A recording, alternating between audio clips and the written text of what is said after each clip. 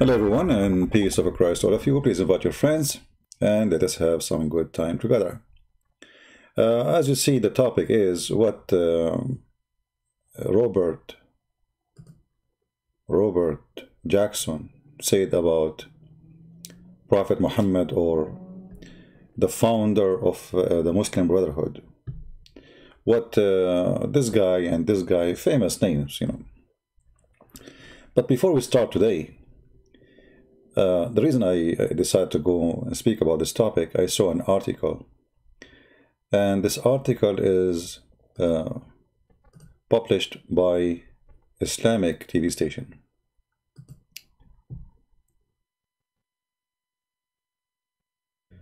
This is Al Arabiya TV, and this is a Saudi TV station. And here, this is a summary of the article, which is in their TV station anyway. And here you see the name of the one who wrote the article. His name is Ali Al-Amim. He's a Saudi. So this is not a Christian. We have nothing to do with it, in case Muslims want to make a fuzz and story about it. The article is speaking about a person. His name is Robert Jackson. Robert Jackson is a person who wrote stories, not stories, I mean tons of articles about an amazing person, an amazing religion, amazing organization. It's called the Muslim Brotherhood, and the founder of it. And then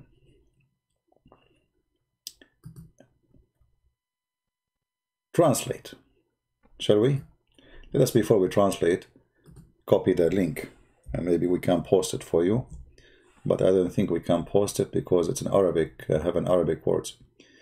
But anyway, if we click translate to English, we will find the article saying that the person who is named Robert Jackson, who made a series of episodes speaking about visiting Cairo in 1946, that he wanted to see the man who more than 500,000 people follow him at that time. And this is a big number at that time. Remember, this is 1946. There's no internet at that time. So you have 500,000 following you. That's a big deal.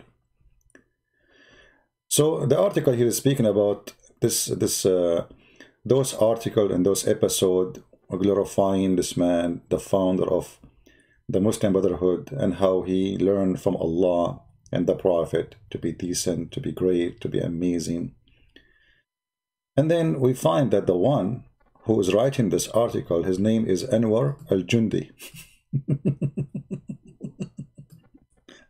which means Robert Jackson is a Muslim Brotherhood guy from Egypt. He is not an American Robert Jackson. Robert Jackson does not exist. And here they are talking about how they get this story or those articles to be busted. They are saying here that this person supposedly, they call him Robert Jackson, he wrote articles for New York. This is a newspaper. And, he spoke about how great and amazing the work of Allah through the Muslim Brotherhood. And then, here they are saying, well, but this, supposedly, when you lie, at least you should study some news about this newspaper. And the reason they mention that in newspaper, because this paper shut down. It's not exist no more. At that time, at least. I don't know about now. So, because this newspaper was published in 1863, and it stopped publishing in 1926. But the person who is saying he was publishing, and the one who was talking about Muslim Brotherhood, he was publishing after Muslim Brotherhood came to exist in 1928. But at that time, the newspaper was gone. It's history. So here they start checking out, those mistakes in those news, and it lead them at the end to find that the guy who wrote those article is not a Christian, Western writer, and he is not Western, and he has nothing to do with the West. He is a man, his name Anwar al-Jundi, and he is a Muslim Brotherhood sheikh. So from a sheikh terrorist to an American writer, and his name is Robert Jackson. Now we will go to a different topic. I'm just giving you an idea how those people, they are willing to make any kind of lies just to sponsor their propaganda. We heard the Muslims speaking about many big names, speaking highly about the Prophet of Allah. How amazing he is, the Prophet of Allah.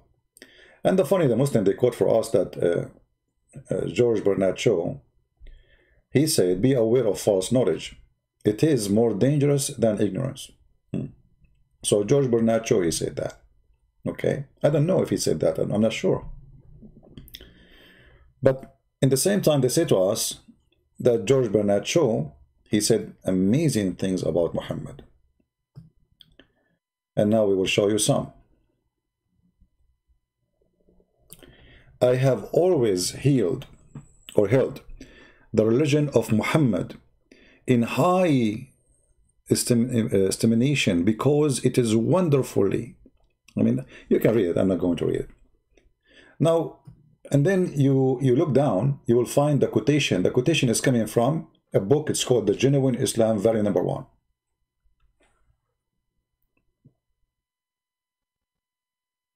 The Genuine Islam, volume number 1.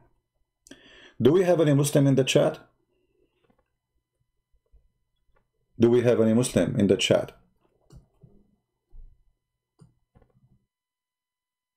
Who is a Muslim in the chat? He can help us. I want you, my friend, to show me where we can find the book. It's called The Genuine Islam. Who wanna help us? Who is a Muslim here? He can help us. Either you Muslims, you are fabricating lies with no shame and you have no dignity, or this is true.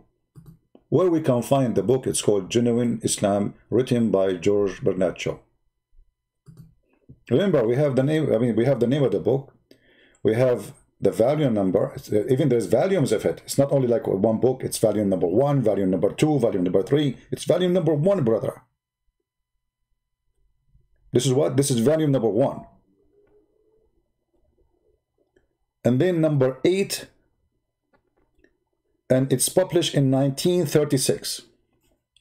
No, sorry, November 8, I think. They mean here, November 8, the publication date. Any Muslim can show us the book. It's called The Genuine Islam. Where we can find this book? You Muslims only.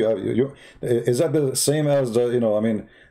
There's only one copy. It was in the hand of the Muslims, and then the Christian, they burned all the rest of the copies. Okay, what is your copy?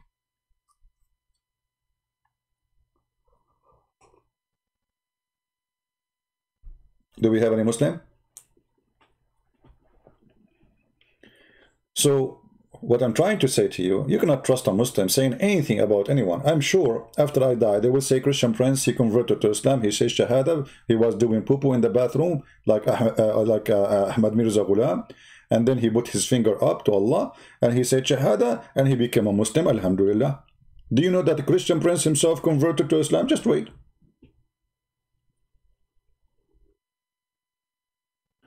Where is your dignity? Where is, and what, don't you have a shame? And then look, this is an article here written in front of us, and those people, they have like an art of fabrication. If you read here, this is an article written by a Muslim. All right, letter to Reverend Ensor Walters, 1933, as quoted in Bernard Shaw Collected Letters, 1926-1950. And then they say, I have always held the religion of Muhammad high estimation because it is wonderfully, but hold on. This is what was supposedly in the Genuine Islam, volume number 1. So Bernard Shaw, he said the same thing in all his writing, wherever he go, like copy-paste, like even word by word. I thought this is in the Genuine Islam book. We continue.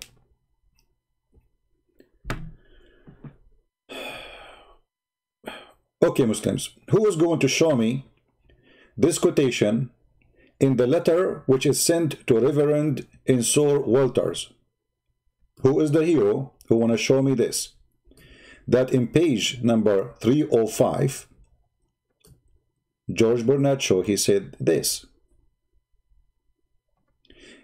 it is the only religion which appears to me to possess the assimilating, I don't know how to read it, sorry, assimilating capability to change in the face of existence, which can make itself appeal to every age. Allahu Akbar. To every age, brother. In every age you will love to beat women. In every age you will love cutting head. I mean, this is the only religion appeal. Okay. And who said that? George Bernard Shaw. Muslims, where we can find this quotation?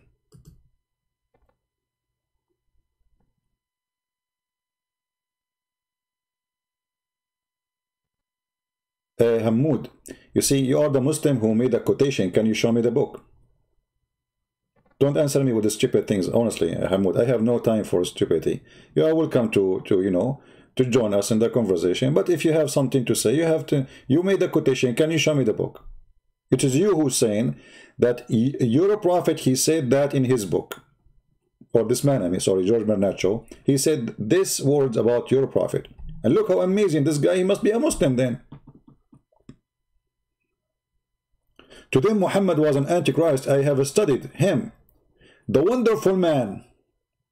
In my opinion, far from being an antichrist. He must be called the savior of humanity. So when you Muslims, you make a fraud. I mean, don't you ask yourself, okay, those people, they are going to go and search and study and they will find that this is nothing but a scam.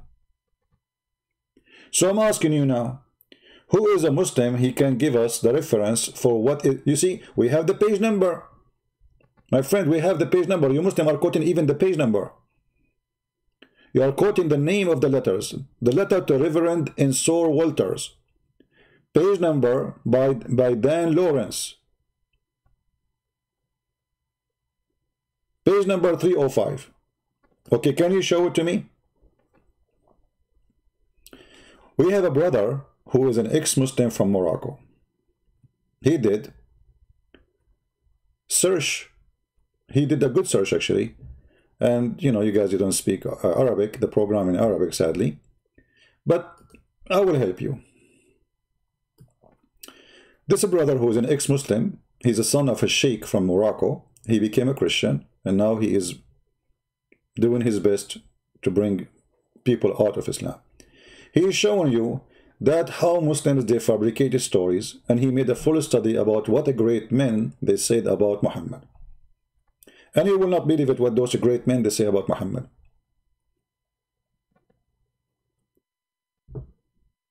I will translate for you a little bit. لما بحثت عن the genuine Islam اللي بيستشهدوا بيه اعتقدت انه كتاب لبرنارد شو، طلع انه مش كتاب لبرنارد شو. ايه رأيكم؟ He's saying, first, you know, like when I, you know, like I searched, and I thought this is a book really for Bernard Shaw, so I searched for it, and then I found it's not. Okay. طلع انه مجلة إسلامية. It turned to be, it's a magazine, Islamic magazine. The first one who published this lie is an Islamic magazine. مجلة إسلامية، وممكن تبحثوا عنه في نيويورك Public Library.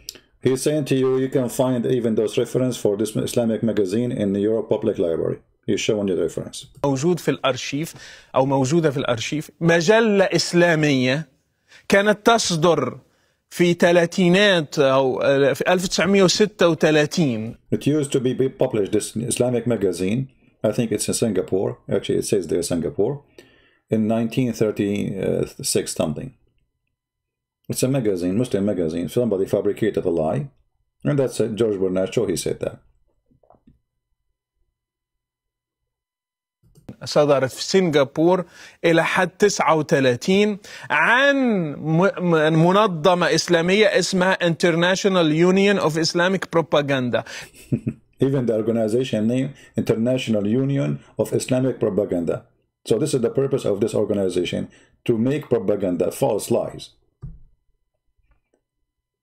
And now everybody, if you go in the internet, you search Islam, George Bernard Shaw, everybody copying the same lie. One guy, he created a lie, the rest they follow. هي منظمة للبروباغندا الإسلامية أصلا. فعندما تطلب منهم المرجع يقولون لك genuine Islam. وإيه genuine؟ When you ask them what is the reference, they say to you genuine Islam. You said, okay, where is the reference for this? Where we can find this book? They said genuine Islam. Okay, where is genuine Islam? My argument, Hamoud, that your religion is sponsored by lies. If Islam is a good religion, you do not need to lie in order to make us believe that men, they say good things about Muhammad. No need to lie. إسلام مجلة إسلامية للبروباغندا الإسلامية. وكأنك سمعت برنارد شو يقتبسونه في قناة الناس، ولما سألتهم ما هو مرجعكم من كلام برنارد شو قالوا لك قناة الرحمة. He is quoting, he's saying, the Muslims, you ask them who is the one who said, they say we heard this, from like this TV station. And who is this TV station? It's Islamic TV station. And you Islamic TV station, the second one, where you heard this? They keep going until they go, and at the end you find yourself, you are quoting Muslims. Now, I'm not going to play the whole thing. Let us move a little bit. What the great men they said about Islam. Listen carefully. عقد في اللاهوت في كل شيء. هنشوف عظماء ماذا قالوا عن الإسلام وعن We will see great names in history what they say about Islam. محمد. أولهم سأبدأ به هو عالم الرياضيات باسكال. Pascal, the French scientist, 1623 to 1662. What he said about Islam. العالم الفرنسي الذي عاش من 1623 إلى 1662. هو رياضي وفيزيائي ومخترع. He's a physician, he is a mathematic scientist, he is an inventor, he's a big deal. وواحد اللي أسس حساب الاحتمالات probability. هو واحد من اللي أسسوا لحساب الاحتمالات في الرياضيات. وكلنا لما He established many methods of mathematics, etc. درسنا الفيزياء درسنا شيء اسمه قانون باسكال. And when we study the physics, we study something is called the law of Pascal. قانون باسكال في السوائل انه about liquids. ضغط في السوائل يكون متساوي في كل الجهات الى اخره. فقانون باسكال معروف في الفيزياء. So this is very famous, his studies is very famous. Let us go what he said about Muhammad. لي بونسي أو خواطر، واحد من الكتب المؤثرة لباسكال، وقال فيها كل ما يجول في ذهني بالنسبة للاهوت، بالنسبة للفلسفة. من بين الأشياء اللي قالها هو باسكالز ويجر، اللي هو رهان باسكال المعروف أنه وكمان مبني على الاحتمالات، لأن الرجل He's explaining now about what this guy he did. I want to go to the topic. Let us see if we can skip. We will know when he is in the topic, when he put what Pascal he put in the screen. So he is giving an introduction for this scientist because many Muslims maybe they've never heard of him. He's a big shot.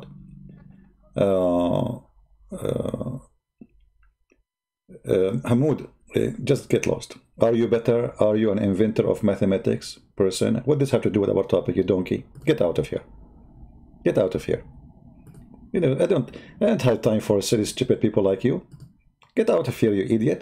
Are you better inventor in mathematics? This guy is a big scientist and he's a Christian, you idiot.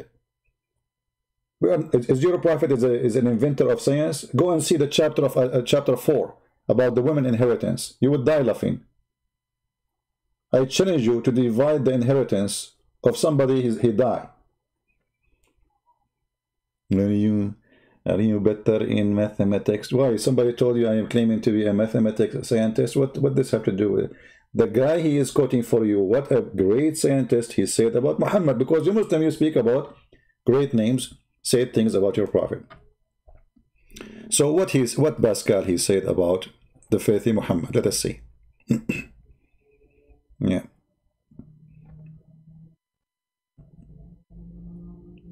Too bad you guys don't speak Arabic, so you know we are. So what this guy he said? I think now he will say. رياضيات باسكال عن محمد.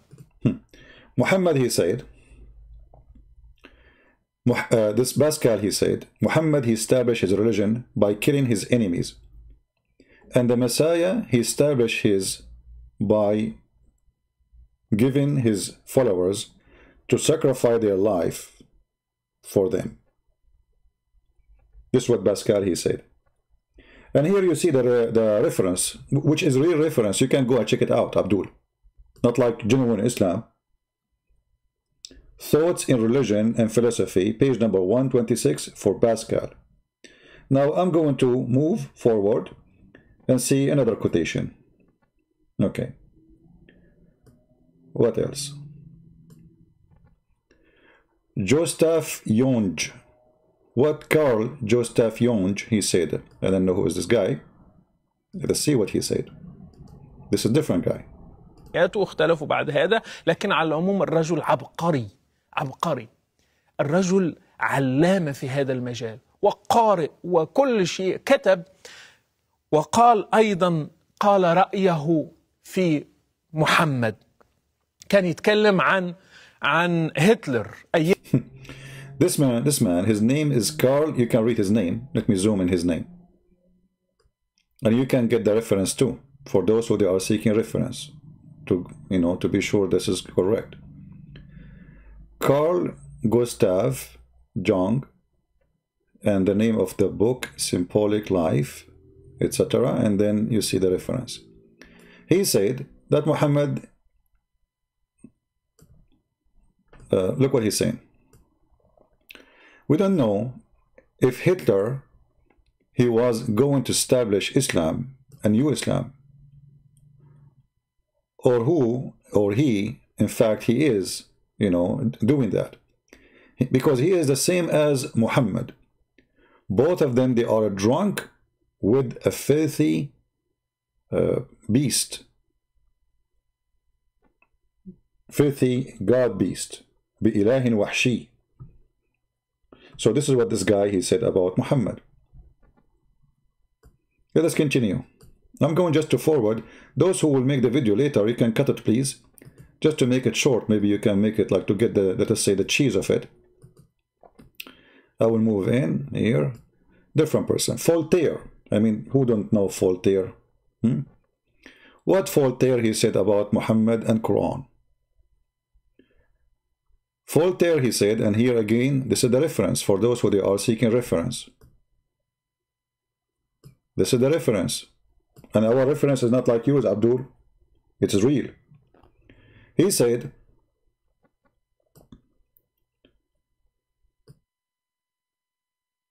that Muhammad, he tried after making revolution by arm with his tribe, by making alliance with some bad people, or let us say miserable people. And he convinced them that he speak to the angel Jibreel.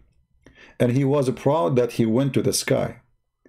And then he received partly this book which nobody understand, which every page of it will make your hair, like, you know, when you know, like when you see something ugly, you know, your hair, like, you know, stand up or something like that. I'm trying to translate the word. And then he said, and for the sake of this book, which means Muhammad book or Quran, he deliver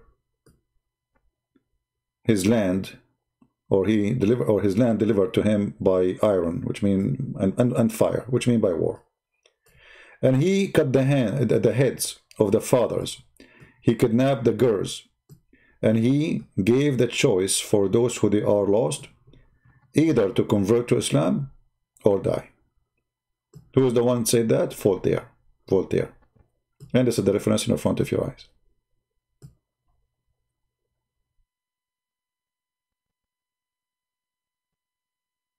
When somebody says something, I don't know, like your hair stand up, yeah, if you see something scary supposed to your hair, because your skin will go in alarm, you know. If you don't like my explanation, give us your own. I'm sure you understand. Don't play like you have no idea.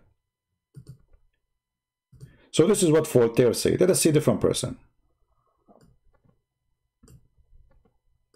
And we will go, by the way, we will not stop here. We will go until we arrive to what George Bernard Shaw, he said for real.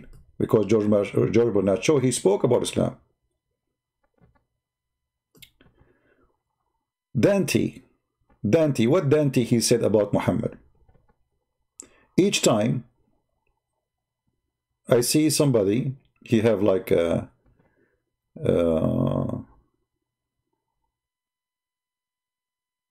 I don't know what he mean by the مشقوقا من الذقن. Each time I see somebody, he split like two pieces from his chin all the way from the chin of your beard all the way to your anus, and his belly is out, coming from between his legs, and his heart is coming out, and where urine is stored inside the belly of a human being.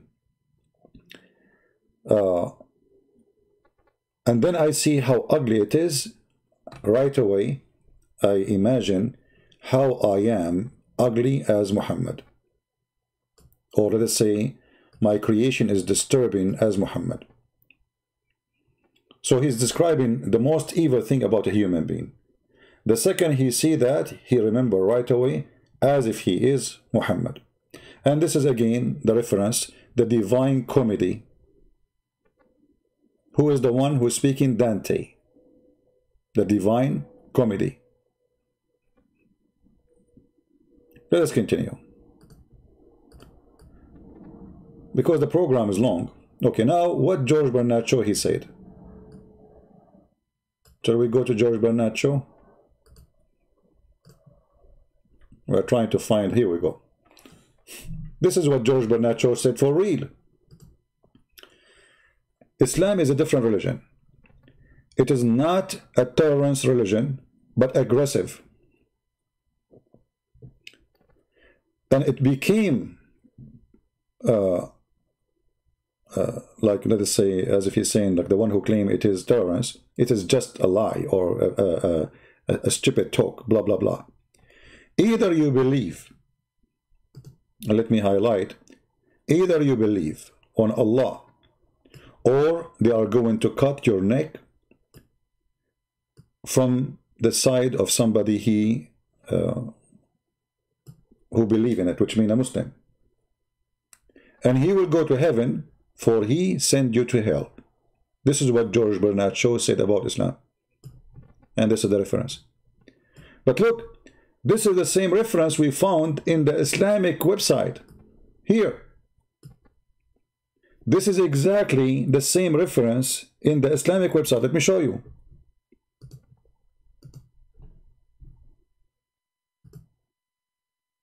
Take a look.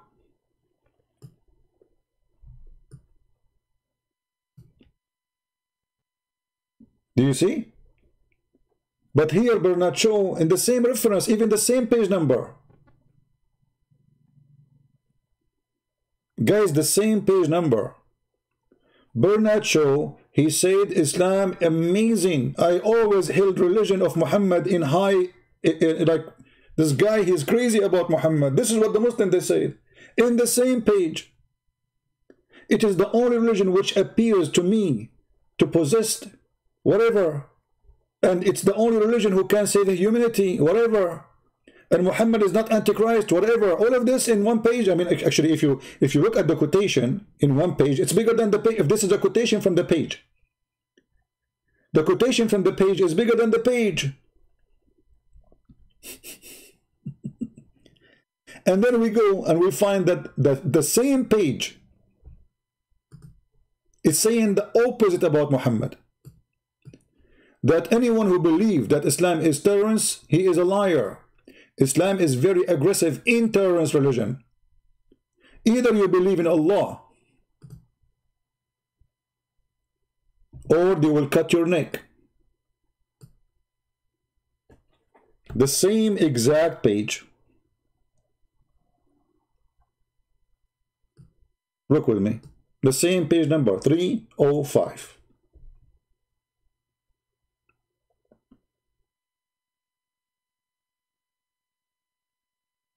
So the same guy, he said Islam is wonderful, Muhammad is amazing. And the same guy, where we can find the quotation you are showing us?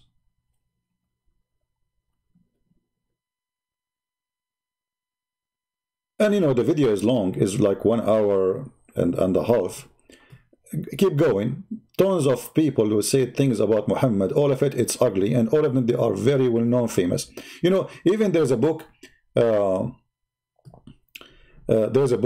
know, remember there's a book, it's called The Most Effective People, 100, the top affecting people, whatever it's called.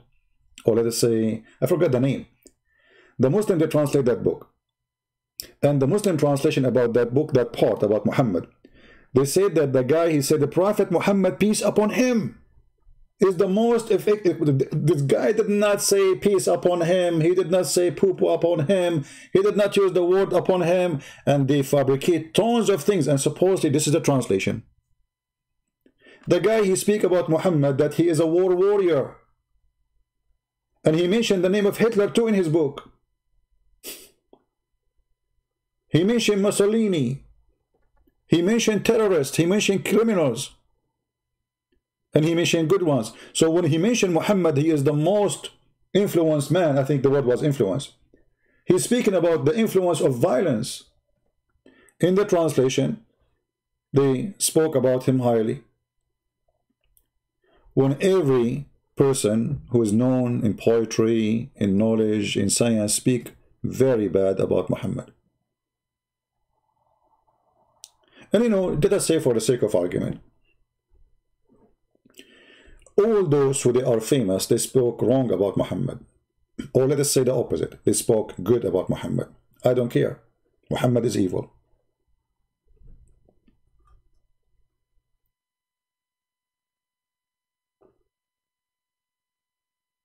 Who care? Prove me wrong. Prove me wrong. Do we have any Muslim here can prove me wrong that Muhammad is not evil? Who is a Muslim would like to do so?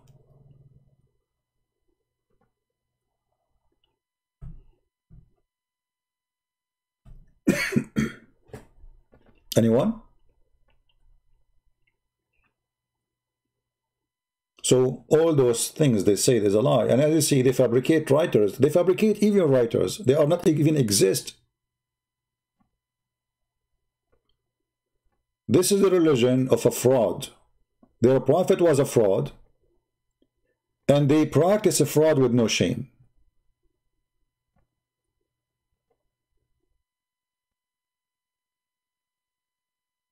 Prove me wrong.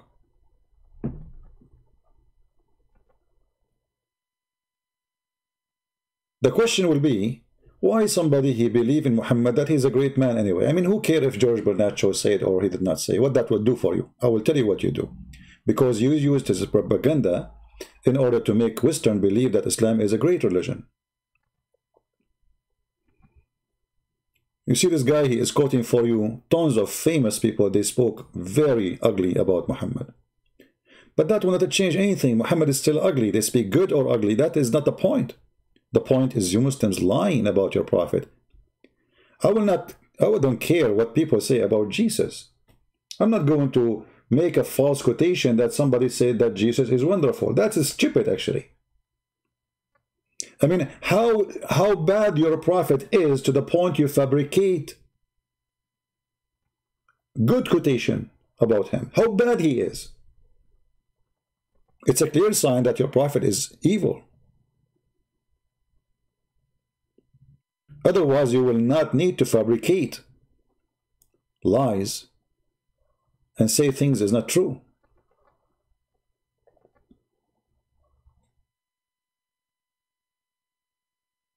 Yeah, and they say to you, Dr. Moore, do you know Dr. Moore? Dr. Moore, he says about the sperm. Dr. Moore, they invited him, they give him big check in Saudi Arabia. He did not even convert to Islam. Why Dr. Moore did not convert to Islam? Dr. Moore. And who is Dr. Moore? They told him that the Quran says that the sperm is like a leech. Oh, sorry, the egg is like a leech. But the Quran never said that. The Quran says the sperm, not an egg. So they gave him false translation, and the guy says, based on what I see, this is sound like science. That's all.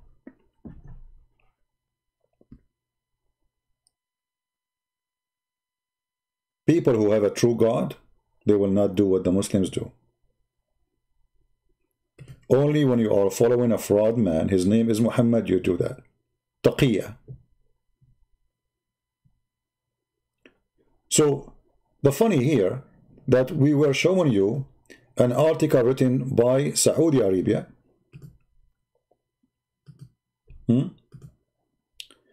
about article written, many articles written by a person, his name Robert Jackson.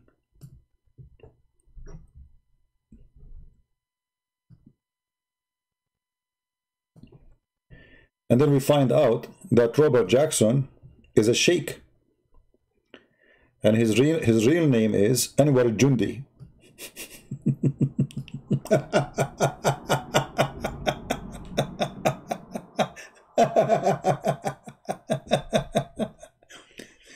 You know, in order to make you, because supposedly, do you remember the guy from Philippines who said to me, I debated a real American.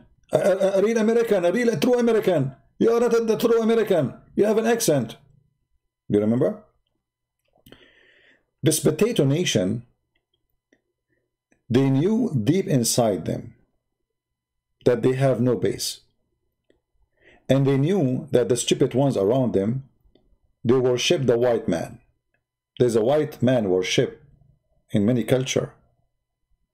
So if the white man, his name is Robert Jackson, said that Muhammad or Hassan al-Banna or those names are wonderful, that's amazing. Why they want to say that? Unless it's true. Why they want to say that? Why a Christian Western writer, he will say such a thing? It's just to convince themselves with the lie. So they created a lie and they published the lie for their own people too.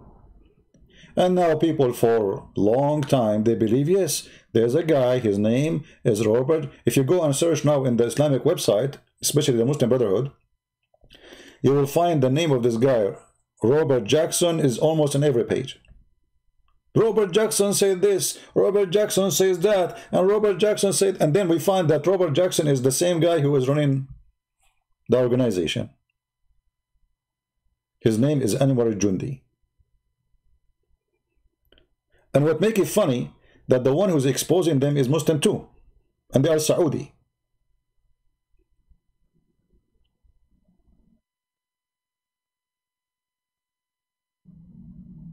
Tons of names are fabricated. They do not even exist.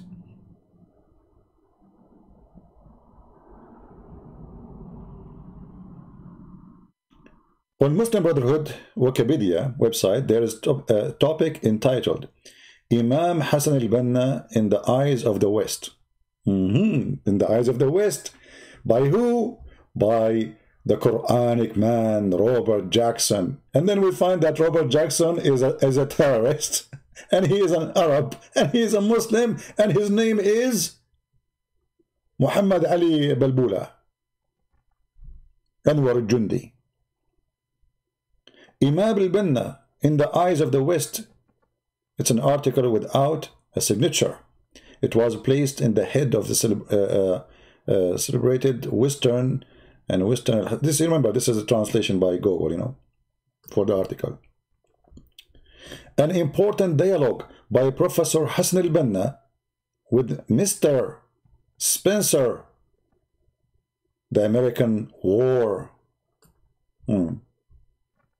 I mean, all those. So they fabricate interview, they fabricate article, they fabricate quotation, they fabricate, and the whole article here is showing you that this is all is a fraud. And who is the one who made the article? This is made by Muslims. And this is Arabiya TV. For those who do not know, this is an official Saudi TV. And this is the guy who wrote the article, Ali Al-Amin.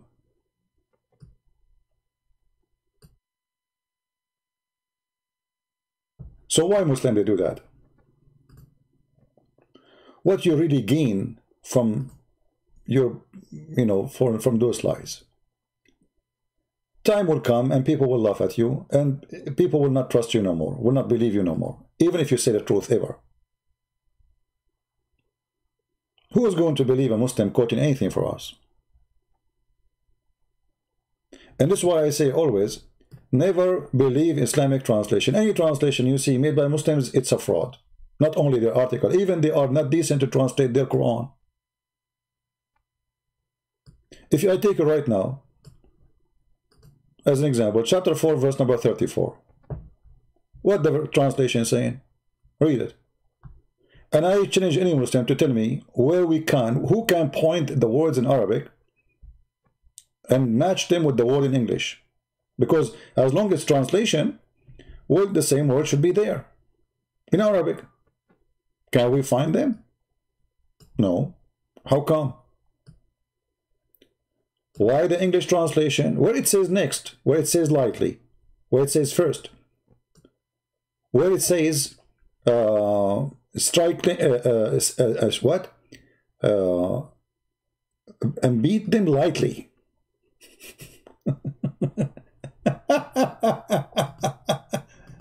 What is the purpose of adding the word lightly? Can any Muslim tell me?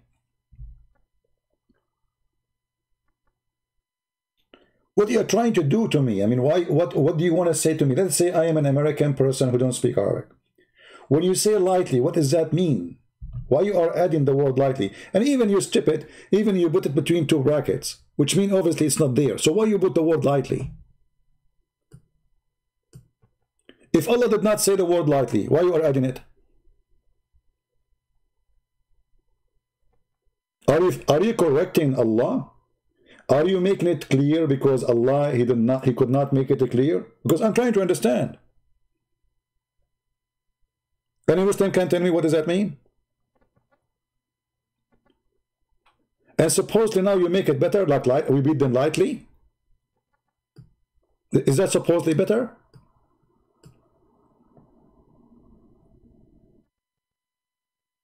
If you change the translation, this is Yusuf Ali, change the translator, you will find the word lightly became scourge them. Just to change the translator. This is Yusuf Ali. Let us go to a different liar. Yusuf Ali, where is that? Here we go. Let us go to this one. Big Tal. Look, the word lightly disappear. It says here, and scourge them. Where is the word lightly? Scourge them is lightly. Have you ever heard of the word scourge? You scourge somebody lightly?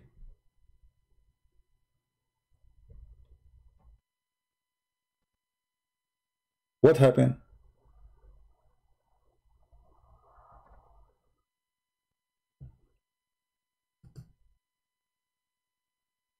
Somebody saying Santa Claus is a Christmas Satan. Okay, well, he's not coming to you. Get lost. Say hi to mommy. Tell her, Christian Prince, he saved me from Santa Claus. Stupid idiot.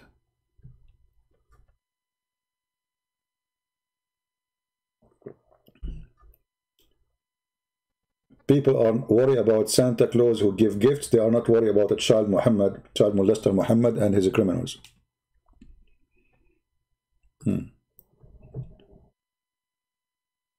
Any Muslim can tell us why even your everything in your cult is a fraud.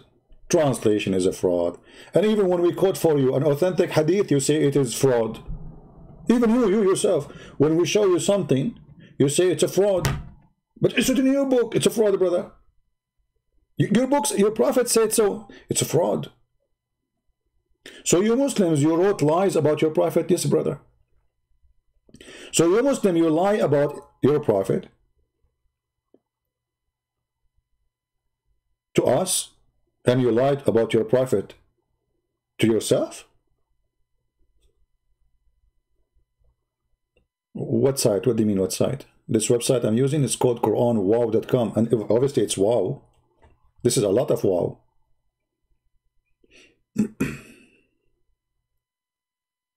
Right? Even they call it wow. Wow.com. When you read the Quran, you say wow. For sure the Quran is wow, like sperm coming from the backbone. Women have a sperm coming from the ribs. Hail is coming from mountains in heaven. Allah, he placed mountains on the top of the earth as if it's a sheet, so she will not move, the Mrs. Earth. I mean, this is wow book.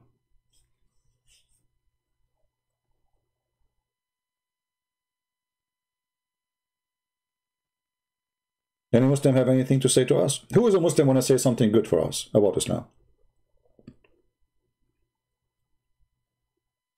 Who want to give us, who want to give us the genuine Islam? Forget about the book which is fabricated by you Muslims about George Bernard Shaw say genuine Islam, because it's not exist. Shame on you. I mean, did even the liar who fabricated this lie think for a second, okay, people will go and search, but let me tell you what happened. At that time, there's no internet. And this magazine is in Singapore. And those who speak English, I mean, they are limited in the Sun area. And how they will know that George Bernard Shaw did not even write such a book? It's going to take 100 years before they find out. Okay, no problem. It took us 100 years. Until the internet came, and then we reached to us that your lie came to us.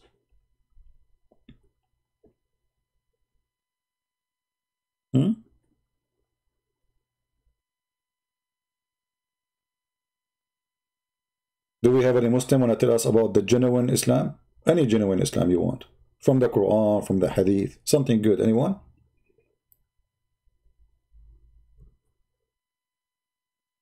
No, we keep Jesus for Christmas and we don't forget about Santa. Santa was a good man. Santa is a real person, was a great Christian.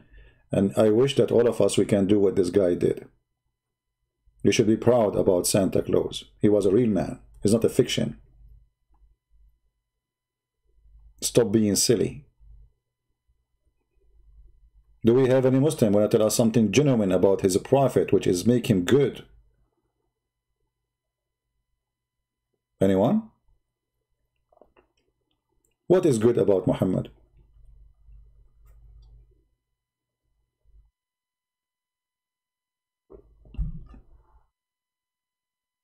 Not a single Muslim want to tell us something good?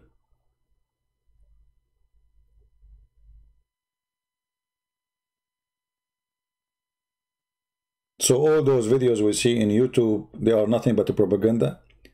The Muslims, they spend half a century of their life to prove to us that the Quran is preserved. But my friend, I don't want you to believe the Quran is preserved. This is the most preserved, stupid book ever. Please preserve it.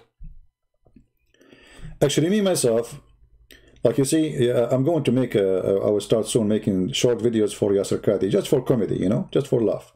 Honestly, just for laugh, because this guy is just a joke like the rest of them. But I am the last one who would like to try to prove Quran to be not preserved. It's not for my benefit, because if you remember, I had many debates before with Muslims, and then the Muslims, they start saying, excuse, oh, the Quran which is sent by Allah is not this Quran. That's why the Quran have mistakes. You see, they found a way to escape. Now they got a new way. Oh, this is not the genuine Quran. The Quran we have it today is false. So they escape. So don't give them escape. No, this is the genuine Quran. No, this is the true Quran. It's word by word, brother. Letter by letter. The dot is there, is not missing. Not even a single dot is missing. It's for my benefit. Because if you reach the point where all the Muslims agree that the Quran, which we have today, is not genuine, they will find a way to say, oh, okay, well, you are talking about the Quran, which is not genuine, but the true Quran is good, but we lost it.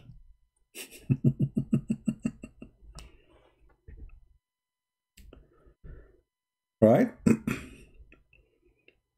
So do we have any Muslim want to tell us something about the genuine Quran? Want to quote for us something from the genuine Quran?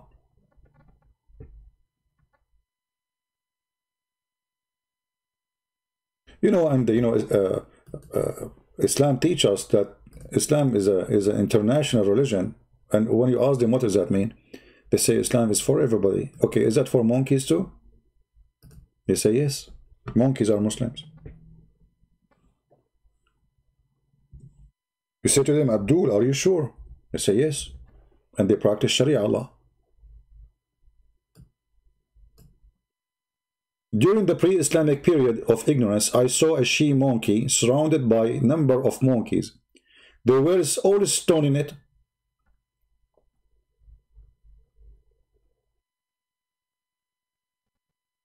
I mean, what do you want more? And this is Sahih Bukhari. And he continues saying, they were all stoning it because it had committed illegal sexual intercourse. And I too, I mean, look at this guy lie. This guy is so good in lying. I too stoned it along with them. Like he heard the monkey saying, Allahu Akbar in the, you know, in the monkey language. So he joined them. And this monkey, this filthy female monkey, she was cheating her. If you have my book, actually, Sex and Allah, you will find the whole story, because here it doesn't show the story. The story is that this monkey, female monkey, her husband, Mr. Chimpanzee, was sleeping over her arm. And then she saw a handsome monkey from behind a tree. And he, and you know, like he talked to her, you know, like he blinked his eye. Actually, it says there.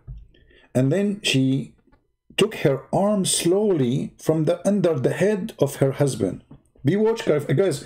When you sleep next to your wife, don't trust your wife putting her arm underneath of you. No, buy handcuffs. She will do the same as what this look like. This is what the females do. I mean, monkeys, not monkeys, even chickens, they do that. You can't trust them. So she took her arm slowly from under his head, and she went behind the tree, and they did boom boom. And then, alhamdulillah, she came back, and then she put her hand under the head of the chimpanzee. But Mr. Chimpanzee, he started sniffing. This is why you men, you should sniff. I'm telling you, you better go back to the sniffing time. Sniff her. So he started sniffing his filthy wife. She's beautiful, by the way. I mean, she have really good features. We have to be honest here, you know. So he started sniffing her, and he sniffed a sperm, semen. So he starts screaming, Takbir, Allahu Akbar, Takbir, Allahu Akbar. And all the monkeys, they came from everywhere. And they start looking for he said, my wife, you know, translation, the wife is cheating, you know. And then, like, the monkey, they start, like, they publish a picture, they put her in the tree. Now, this is my edition, not the story. Because Muslim, they will say, see, he's lying now. He's lying. The story doesn't say picture. It doesn't say wanted. Hello. He's lying. You know, they get me busted, supposedly. So they make a post for her. She had a picture with lipstick, and she is wanted. And then, you know, they got her, by the way, where is the guy who was sleeping with her? You got the female only? I think the guy, he was driving, like, you know, an American car or something. How come you get only the girl? Where's the guy? So, brother and sister, if this guy, he go to the Philippines, he will think those Filipino monkeys are having illegal intercourse every day because they throw coconut at each other. You know, monkeys, brother, look, to our practicing Sharia law. This is Islam. This is your religion. I mean, how stupid you are. Like the Muslim, they say to us, Sahih al-Bukhari, he is a big imam. How stupid this Bukhari is to write even such a story, to accept such a story to be in the book. Be honest with you, Muslim. How stupid, like imagine, okay, you know what? I am a sheikh, big scholar, and I heard this story. How in the world I approve such a story to be in a book about Muhammad and about my religion? I mean, what is the purpose of this one? Because they believe in it. It's true story. It's true. I assure you actually that every single female monkey these days, in the old days they used to be good, by the way, because there's no TV stations and those things, you know, internet, Facebook and this garbage, you know. In the old days the monkeys were conservative. So this was a bad female monkey, not like these days, you know. Female monkeys, you go to the zoo, they are jumping all over the place. They are even wearing clothes. You can see their butt. No shame, you know. Stop this time. In the time of the Prophet, brother, they used to be very decent. And this female here, she don't present the monkeys at that time. She don't present. She is just a bad monkey. You know, the rest of the female monkey, they were wearing hijab and wearing burqa, and they pray to Allah, and they follow the Quran. Actually, I can show you a verse from the Quran. It says that even animals, they worship Allah and they preserve the book. Who want to challenge me? Who is a Muslim want to challenge me about that?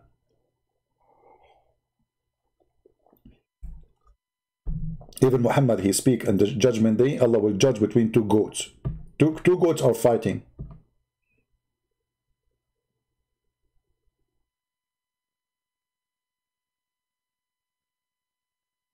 Any Muhammadan? So you fabricate lies. George Bernard Shaw say this. George Fast Shaw says that. You know, we know this is all is a garbage. You Muslim, not you Muslim yourself, you know Islam is a garbage. That's why you don't want it. Why Muslims in Tunisia don't want Islam? Why you don't have Sharia? All of us, we knew Islam does not exist unless you practice Sharia. So to say it's an Islamic state, but yet there's no Sharia, it's a fake state. Why you don't have Sharia in Algeria, Morocco, Egypt, Libya, Syria, Iraq? Erdogan, the biggest fraud in the history, who keeps speaking, reading Quran, claiming that he is the caliphate, but yet the casinos are open, nightclubs are open, prostitution is doing great. But now, sadly, because of Corona, you know, Erdogan is going bankrupt. They ask the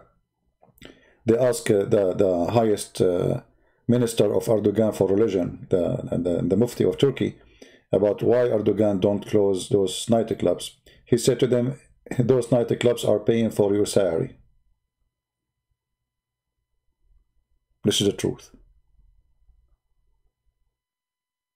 Those nightclubs are paying for your salary.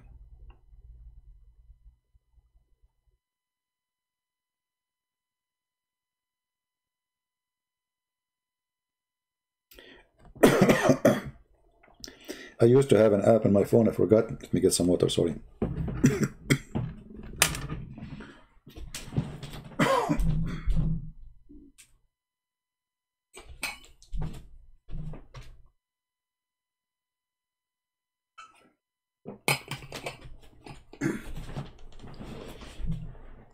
I forgot the name of the app, but they told me like there is a group, you know, Muslim groups there, so maybe you can make some posts there. So I downloaded it, and they told me there's they told me this guy. Remember this guy who had like girls dancing with him, the Sheikh?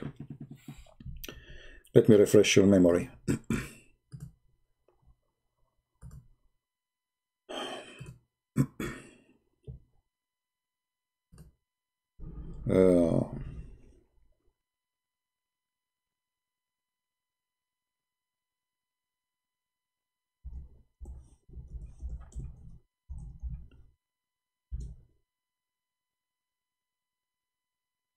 What was his name?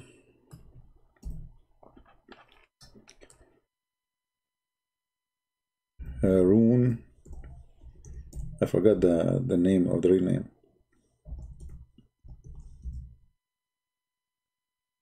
Yeah, this guy.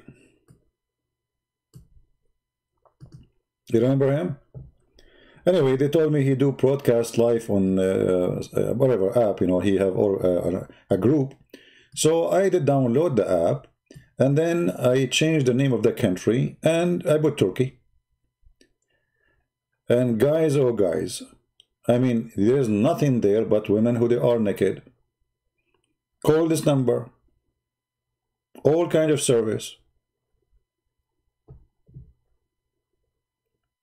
This guy, you know, if you have my first book, by the way, I have his name there.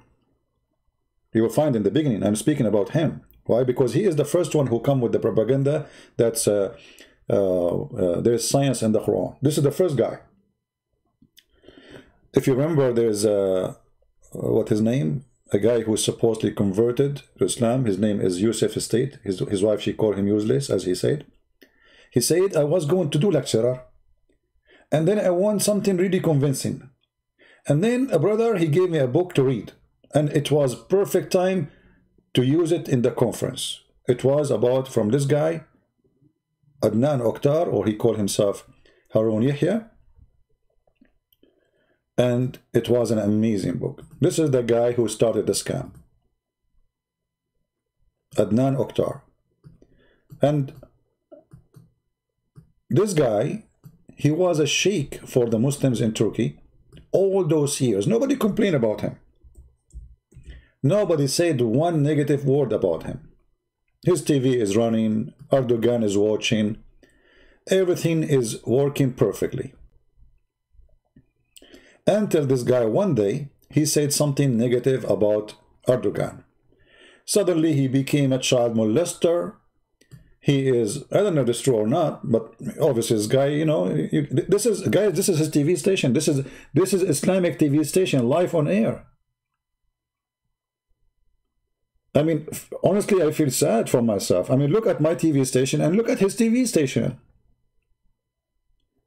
Look who is listening to me and look who is listening to him. This is not even fair, man. I mean, why I'm not getting this, you know, I mean, something wrong with my program. I mean, there is something not good.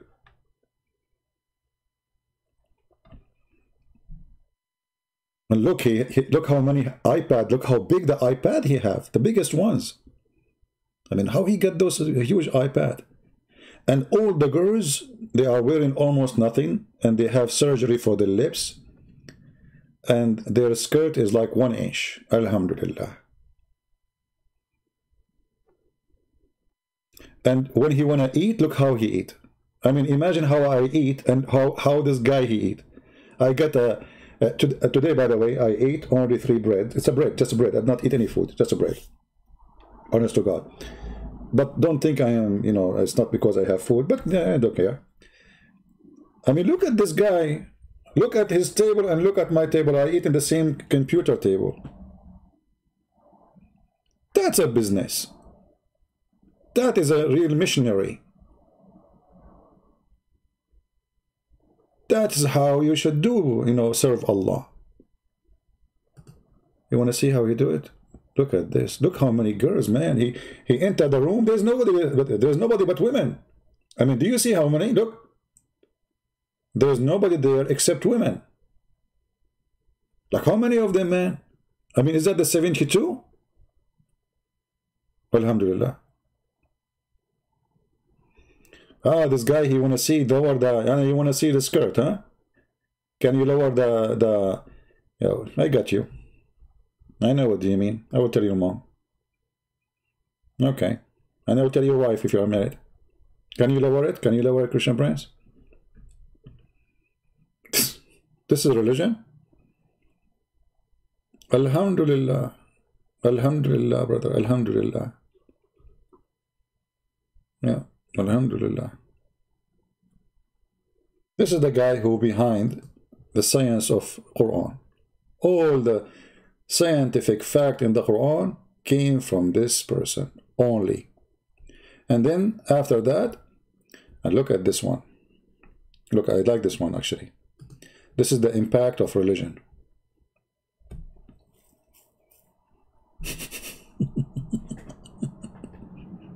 Subhanallah. I cannot say anything more than Subhanallah. Alhamdulillah. And look, he was able, look, there's a transformation happening.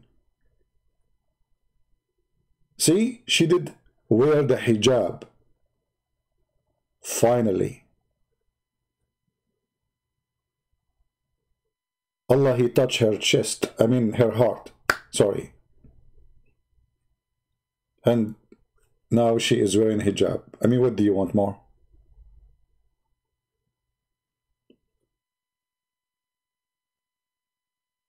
This is Islamic TV station. This is not like those stupid movies. They make somebody, you know, dress like somebody, or you know. This is not a movie. This is a real program, and this is a real sheikh. And this guy, he lived like a king. Rolls Royce. He have his own yacht. I mean, money was coming like rain because of what he did to serve Allah. And the poor me, you know. The one is asking me to gather my YouTube videos, my friend. What about you? Help me. You do it. You guys, you do it. Poor me, I have no time for anything. Trust me. Like, isn't it enough I'm making the videos? You want me to go and collect my videos? I have thousands. And not only that, don't talk with me now. I'm very sad. I mean, don't you see? Look at the dudes around me and look at the dudes around him. Those are dudes, supposedly. I mean, life is not fair. Look at this. Do you think I can open a channel, like a Dawah channel in Turkey? Do you think Erdogan will give me a license? I'm thinking about it. I will go there, open a TV station like this, you know, and then invite the followers of Allah, females only, and we make it simple, you know. We have to be blonde, and your skirt must be long, you know, long, very long. It have to be like 2-inch maximum, and you are good in dancing. And look at the lips. I mean, what happened to their lips? Like, did this woman, she fell from that 7th floor over her lips? Obviously, all of them they have surgeries, breast surgeries, fake eyelashes, fake lips, fake face, everything.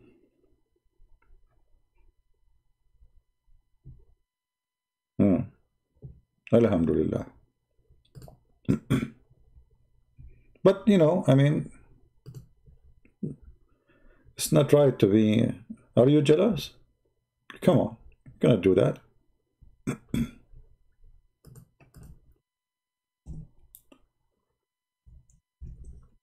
This is the one who's behind the Quranic science. And by the way, all Muslims, they copy his work, and nobody have a problem with him. Can you believe it? Imagine if it's me, let us say, dancing in a wedding party, just wedding party, nothing, I mean, nothing, not like this, you know, like somebody invite me to a wedding party and the Muslim, they have a video, I'm dancing, they will make a scandal about it. And look how he sat in the table and he is staring.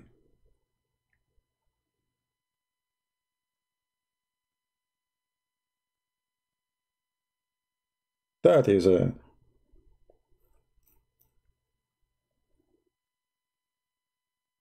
Have your channel suffered strike?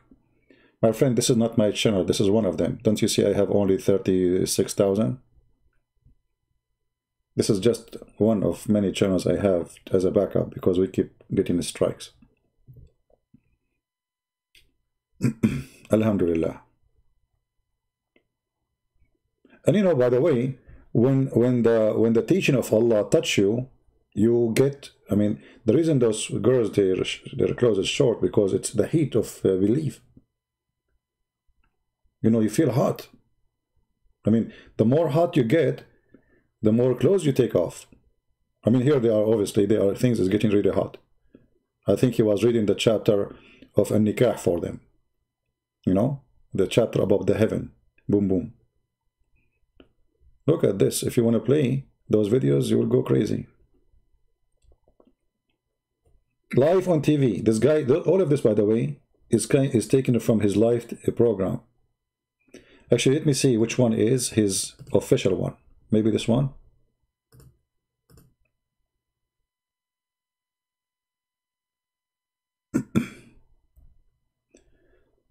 This one is an English channel.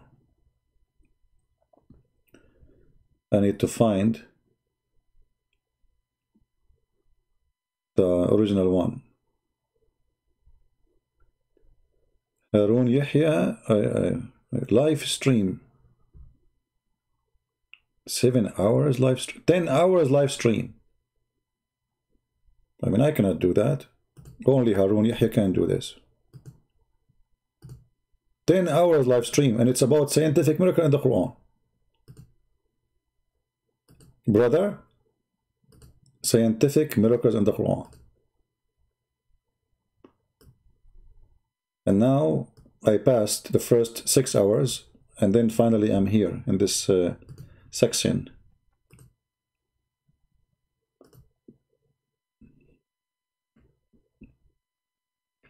See, they go and they do interview, and they'll go back now to science. Here, geology. I mean, this guy, he left his fingerprint on the Islamic world. All the garbage of Islamic science is coming from like biology, history, science. All of it is in the Quran. Alhamdulillah. Yeah. Anyway.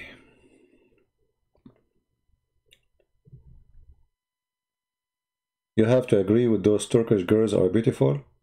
Well, I don't want to talk about women because you don't know what is beautiful for me. I don't want to mention it because people get upset. But for me, any woman she is fake is not beautiful. Doesn't matter who. Anyone who put tons of makeup, do some, surgeries, even if they are just makeup, she don't look beautiful for me. If you cannot accept your beauty to be beautiful without doing all this madness, that means you yourself are not convinced to be beauty. Otherwise, why you want to do it? Correct? If your beauty is something you earn from false adjustment you do to your body, obviously you yourself, you are not convinced that you are pretty and you are not confident. So why I will be considering you? Why any man will think you are beautiful? Right? And if you look at them, all of them, they are fake. So for me, they don't look beauty. For me, they look like a zombie. I will not be comfortable to sit next to any of them, even if she is not a Muslim, regardless. Those are false people.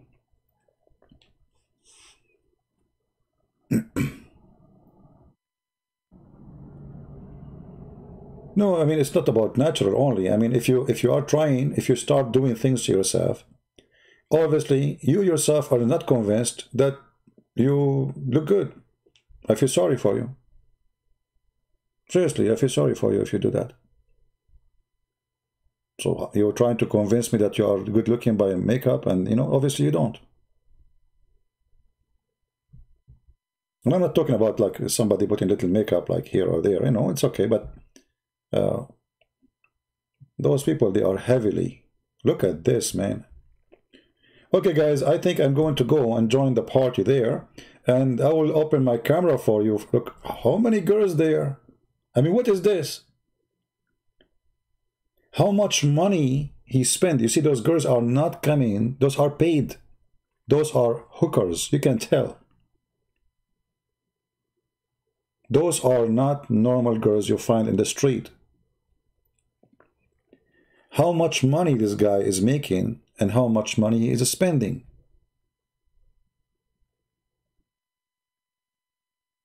And look, if I can get those girls here in my program, look, I have only 498 people watching. Oh boy. What I will tell my grandma. I have only 5. Look, now it's getting higher because we put the pictures here. The number is increasing. Yeah. Soon we will be 600.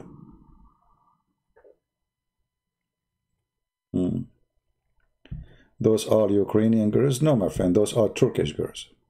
And all of them, they speak Turkish and they interview them, they speak to them. Where are you from, Mr.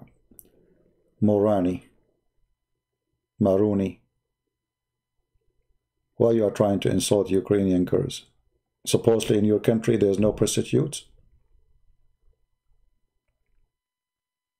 Like your country is the decent one?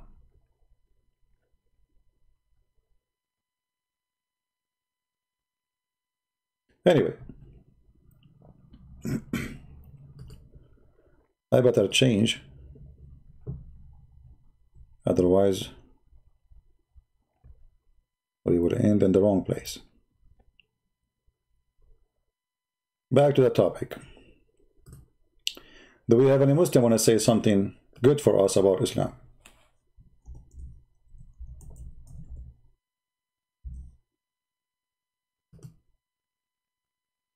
Anyone?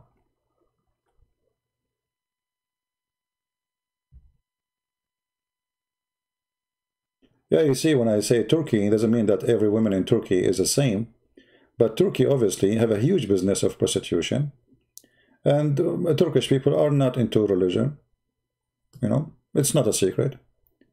But the appearance is that Turkish are Muslims.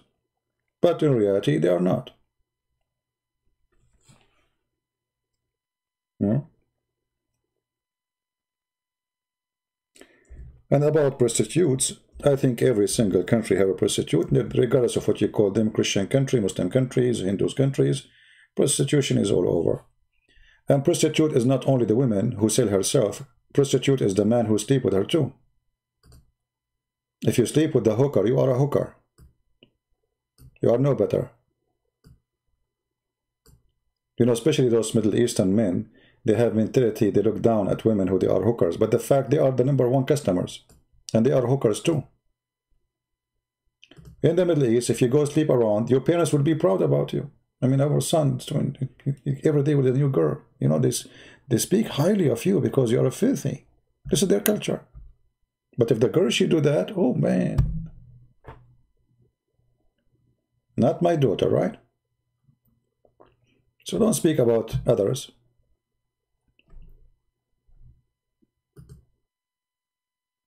Just look under your table. Anyway, do we have any Muslim here? Want to say anything?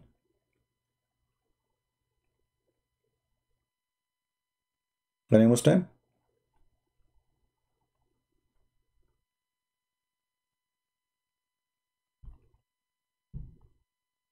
Any smart one? Well, the culture using women, the women using men, the men using women. Doesn't matter who do it, he is bad. There is women who they are forced into prostitution, but there is women they are not. So they bend.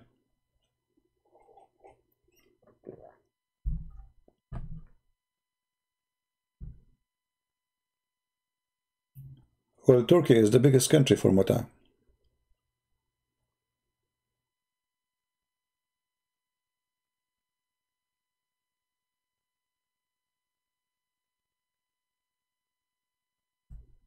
There's no Muslims? Are we out of them? What is the reason prostitution is bad?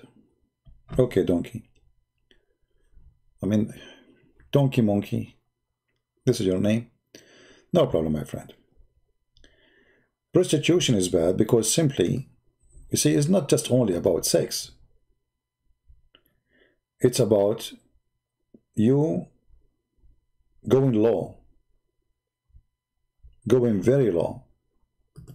There's millions of jobs and profession to earn money from. You are bankrupt to the point you could not find something to do except sex. That is what is bad. Additional to that, the one you sleep with, obviously he is a filthy person too. Because if he is a good man, he will not do it. So you are not doing business with good people, you are doing business with filthy people. Cheaters, criminals, liars, all kind of men. And a man who respects himself, he will not pay a woman to sleep with him. The second you pay a woman to sleep with you, simply you are saying you are so bad to the point, you are disgusting actually, to the point you have to pay somebody just to touch your hand. This is how bad you are. It's an insult to the man. it's an insult to the women. So I believe the one who practices prostitution is both men and women, because women, she cannot be prostitute alone. She needs a man prostitute. Doesn't matter who got paid. If you are the one who pay or you are the one who receive the payment, both of you are prostitute. I know some men will be upset from me because they do that. Oh, who cares? This is the truth. Garbage in, garbage out.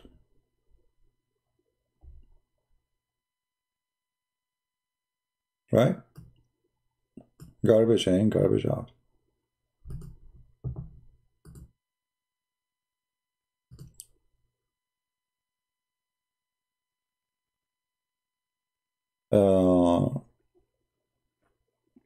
Do you think it's about trying to trade sex for love is missing? What love, my friend? First of all, you know, the second you are doing sex business, you don't believe in love. You don't. You are anti-love, and you will lose it, actually. You cannot love anyone after that, if you are a person who do business of sex, because you have millions of images of men and women you sleep with. Let us say one day you decide to get married. And now your husband is sleeping with you. Which man you remember? The first one, the second one, the third one, the 100, the 200, the 300, the 400. You cannot delete those memories from your head.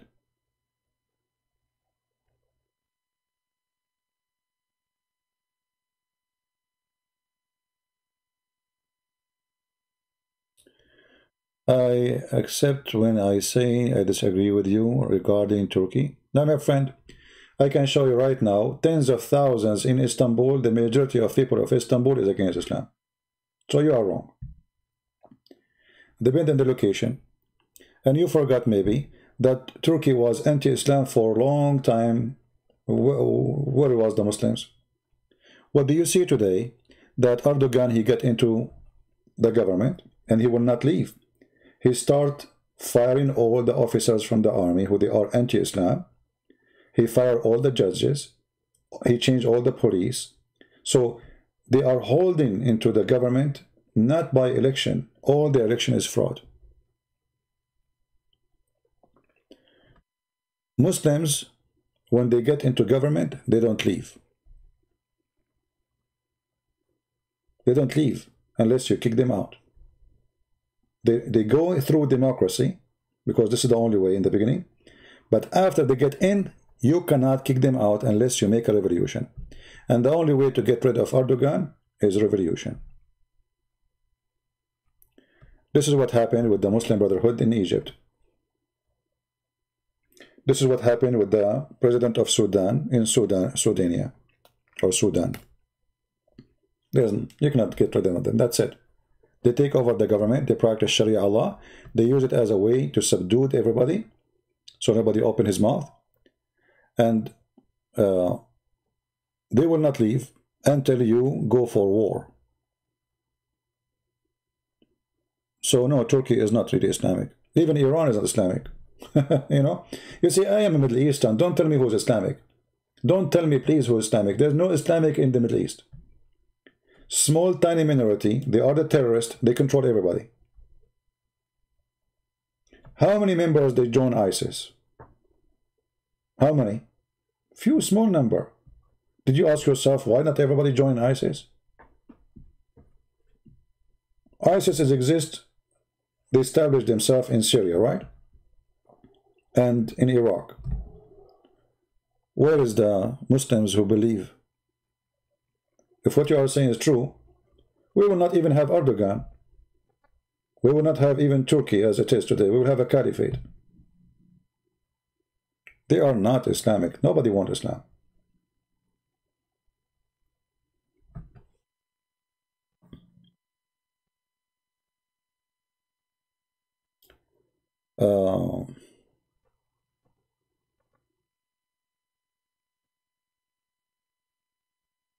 Yeah, and you know, Western government, they use Islamic or Islamist for their agenda. You know, you forgot what CIA did with Osama bin Laden. They are the one who trained him. They are the one who helped him.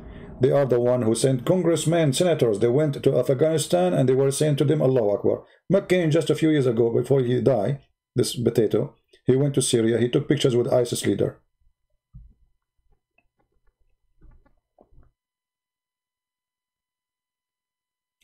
The West is in the bed with the terrorists. This is the truth. They sponsor them. They support them. Obama, he gave $600 million from your money as an American citizen to ISIS. And that is the excuse to sponsor democracy.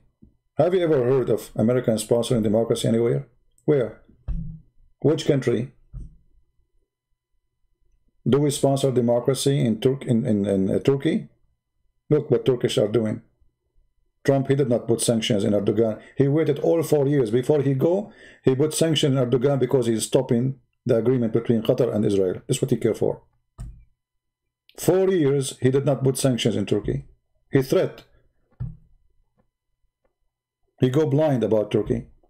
Turkish killing Christians, Turkish killing the Kurdish, Turkish taking churches, making them convert them to mosque. He don't see it. He never heard of it. He's a potato. I remember I voted for Trump, but he's a potato. He's a coward.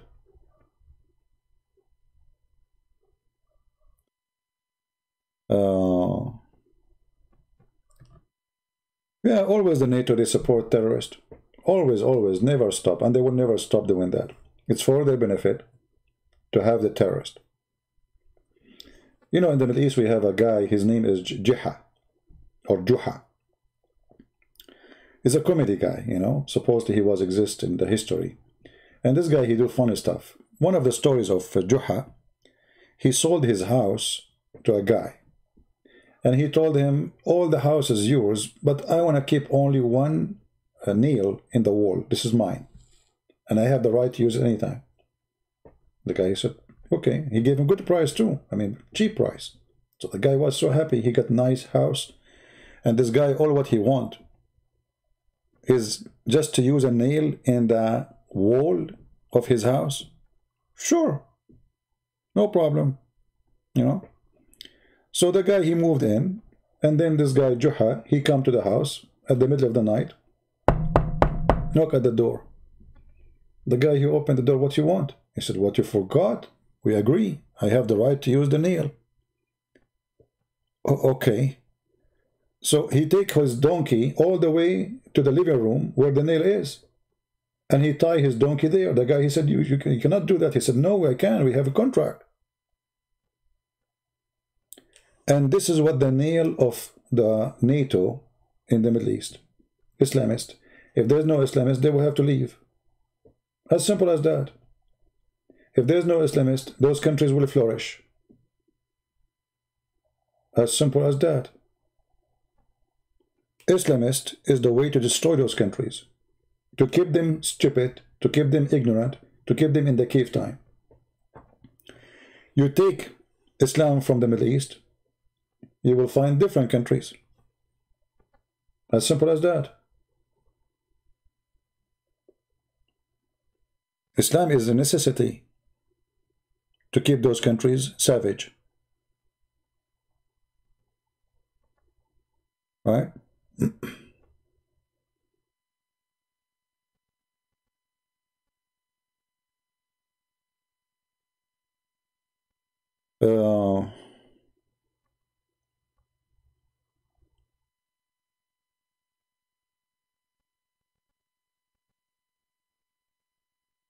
Yeah, I mean, all things, whatever happened, like, you know, the Turkish attack Armenia, killing thousands of their young men, taking their land, humiliating them. Trump is watching.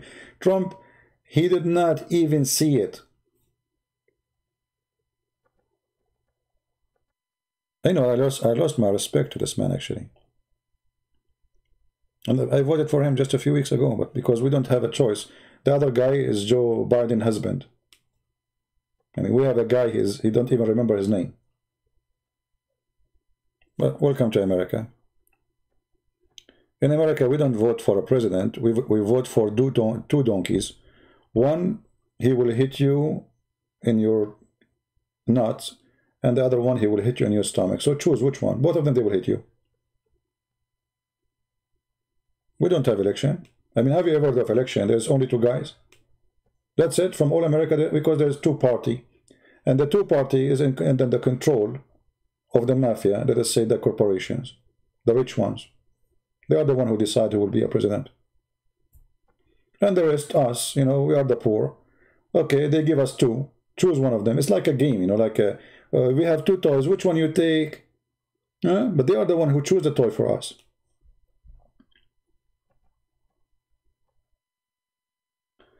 Sharia law mean practicing what Muhammad he said for everything, for the way the capital punishment, marriage, inheritance, anything about life, you know, a man he do, like, you know, what the law do in every country. And instead of normal law, civil law, you have Sharia law, which means according to Islam. This is what Sharia means. Sharia is what Allah he made lawful.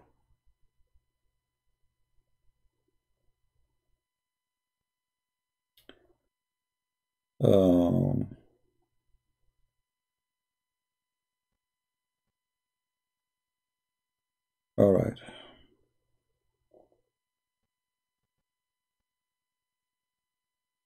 Do we have any serious question? Do we have any Muslim here?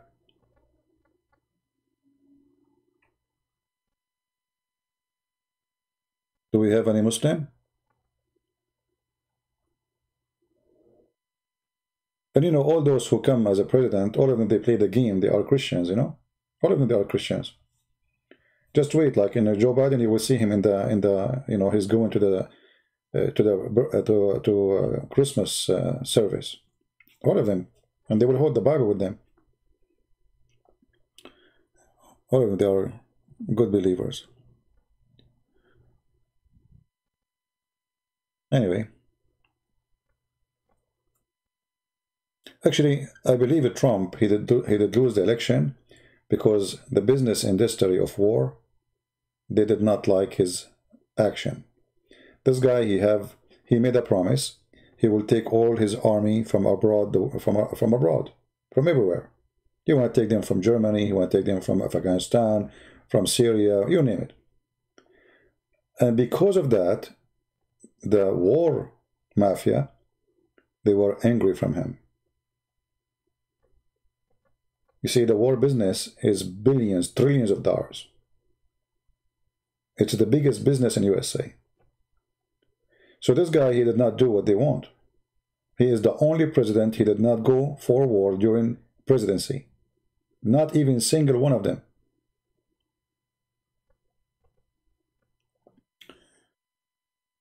Could you do topic in Sufism in order to open eyes of Sub-Saharan African who are being deceived by generous Aka Marboots? I don't know what do you mean by Marboots. Sufism, you see, because Islam is a religion, does not have let us say any kind of spirituality, and Islam forces other people to convert to Islam.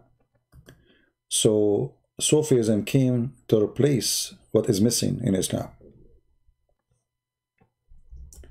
And this is why you will see Sufi, they start doing music and dance, which is really crazy.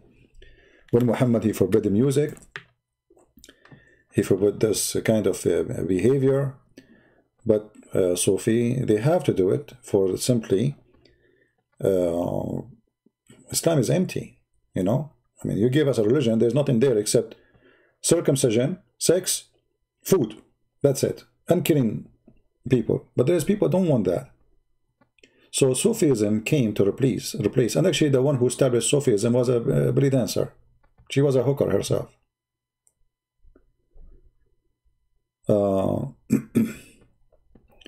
If you see what the Sufi they do, you will die laughing actually. Let us see. This is a Sufi video, just an example. And by the way, the real Muslim, they go after them and they bomb their mosque, and you know, This is Islam, my friend. So this is one of their leaders. He's a big leader, supposedly, and he scared the hell of me. He have eyeliner because Muhammad supposedly used to put eyeliner like him, you know. But the weird, he did not color his beard like Muhammad to make it to blonde.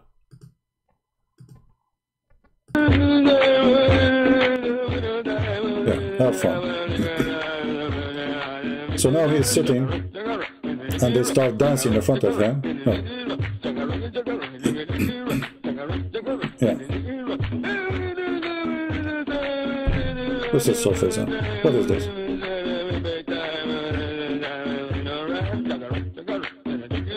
Oh boy. Happy, happy, happy, happy, hey. Yeah. Look at this guy. Subhanallah, Subhanallah, brother, Subhanallah.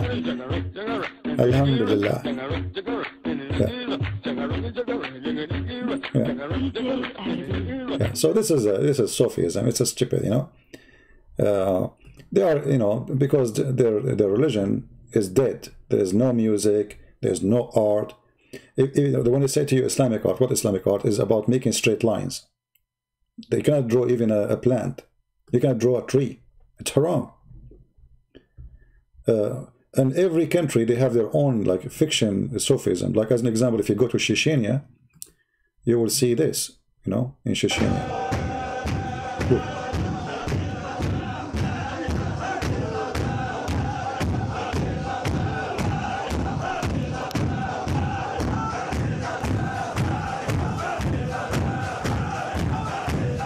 By the way, the Turkish are Sufi too.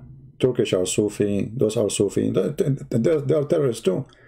But Sufis have nothing to do with Islam. You know, look at this. A bunch of crazy bears going crazy. I don't know if you like to be their neighbor.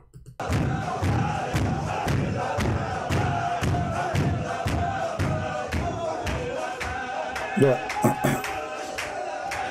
It's like, you know, the ants, when the ants, they go around, you know, when the ants, they go around, like around something, and I don't know why the ants do it, but look at this, and what is this, you know?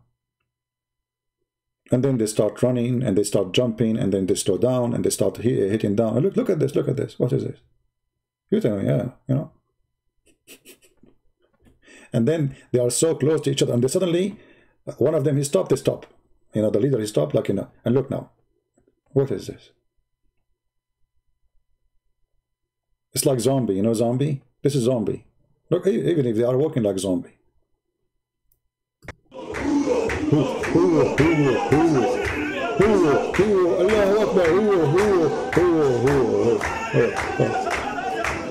And right away you feel that there's no peace in this cult. It's evil. The screaming, the etc. You know? What is this? In Turkey, they come with a new way of Sufism, you know, which is the dance. Those guys, they go around themselves, you know. They go around themselves, if you remember them. This is another form of Sufi dance. And the funny, even some filthy, coward Christian priests, they invite them to dance in a church. Do you believe it? And they excuse that this is an art.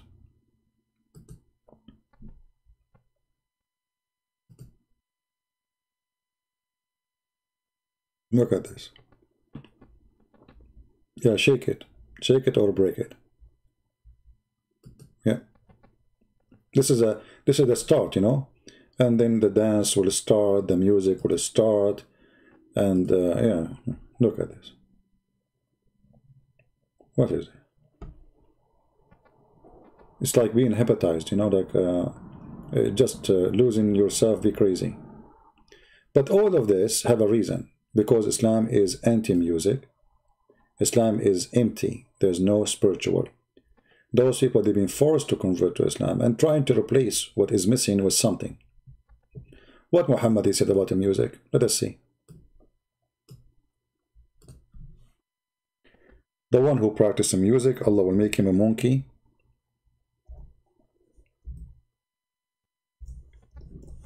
And the ground even will swallow him. The mountains will fall on him. You see it?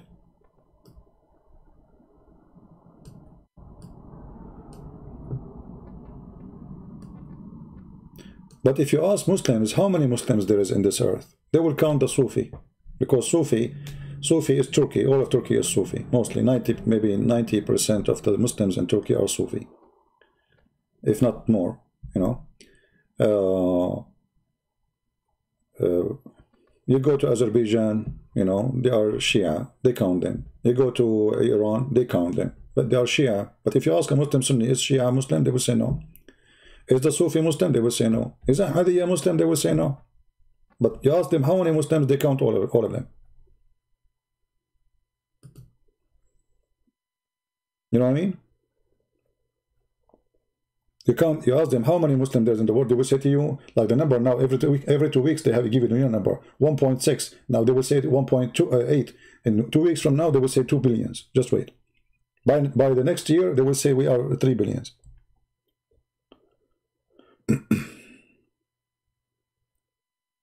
Salah ad-Din is a Kurdish, you know, terrorist. He killed Muslims, he killed the Christians, and yeah, he enslaved the Christians. But you know, the Muslims, when they kill Muslims, they kill you for you are leaving Islam, not because you are a Muslim. Like, you know, when they make article about ISIS saying ISIS, they killed Muslims, they are not killing Muslims. That's not true. They are killing those who they are not practicing Islam. And Muhammad made it clear, anyone who don't practice Islam, kill him. Muhammad even, he said, I was going to burn a group of people, burn them alive, burn them inside their houses, for they did not show up in Friday prayer. Yeah, Shishania or Sufi, I mean, you name it. But the question, you see, in this, the Islamic sect, Muslims are really hypocrite. You know, Egypt was Shia. All of Egypt was Shia. You see, Al-Azhar University, this is not Islamic Sunni University. This is made and established by Shia. The one who built it is a Shia. You change the ruler, in one day the whole country became Sunni. That's it. You see how much believing they are? I mean, from Shia country to Sunni country. The Caliphate in Baghdad, they were Shia. The Caliphate in Egypt was Shia. The one who destroyed the Kaaba was Shia. Al-Qurmuti was Shia. What happened? The one who stole the black stone, and he did not return it back until the Muslim Sunni paid him money. You know? He took it for more than 21 years, 22 years. He went to the Kaaba, and he was screaming, hey Allah, where is your birds? Where's the birds? Because in the Quran, if you remember, there's a chapter, it's called the chapter of the elephants. In that chapter, the Quran claims, according to Muhammad, that Allah, he sent birds against an army which was trying to destroy the Kaaba. If you go in the Quran, and you go all the way to the chapter of the field, the elephant,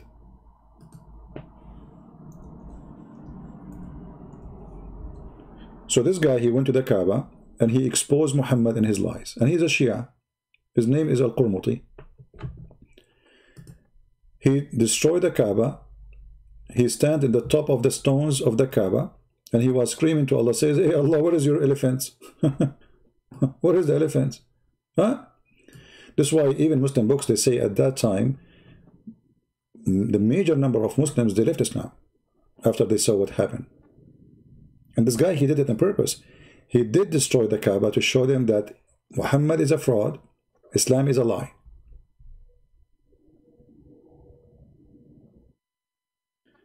Was the Kamashinas secret Soyurist? I don't know what the Kamashinas. Garamesh. Maybe you can say it to me in Arabic so I can understand what you are saying, my friend. Anyway, this guy, he got Allah busted, big deal. You know, he destroyed the Kaaba.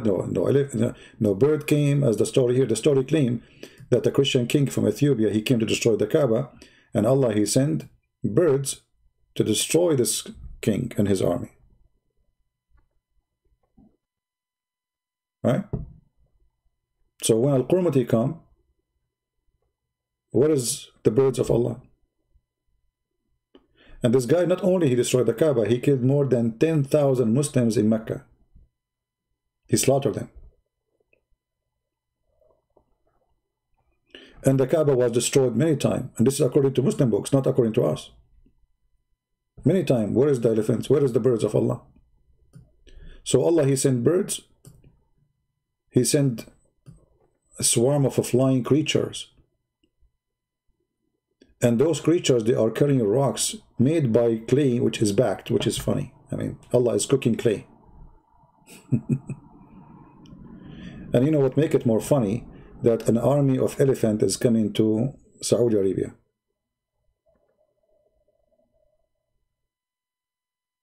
Oh, you mean the Qaramita? The Qaramita. Oh, okay, your English is making it right. Yeah, Al-Qaramita. Yeah, they even established their own state.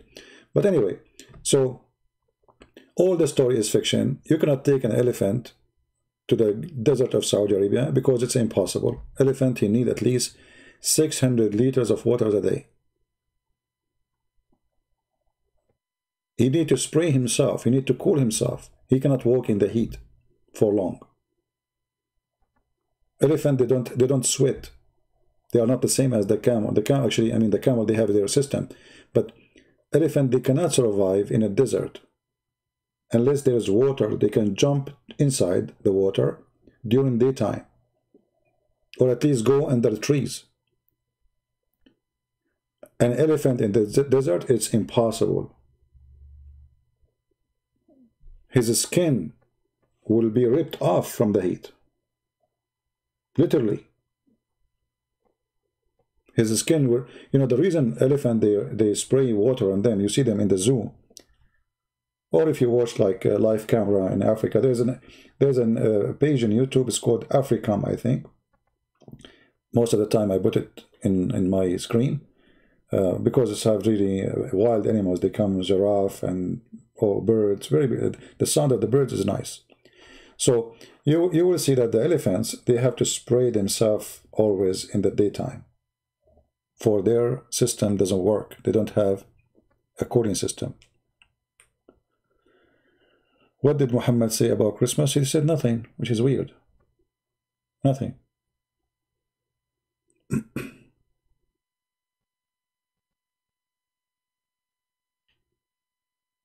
Yeah, well, this is a legend. It exists before Muhammad, and Muhammad, as usual, he copied legends. You know, the biggest chapter of legends, if you want to read about legends, where Muhammad, he get himself busted badly, if you go to chapter 18 in the Quran, that is the best.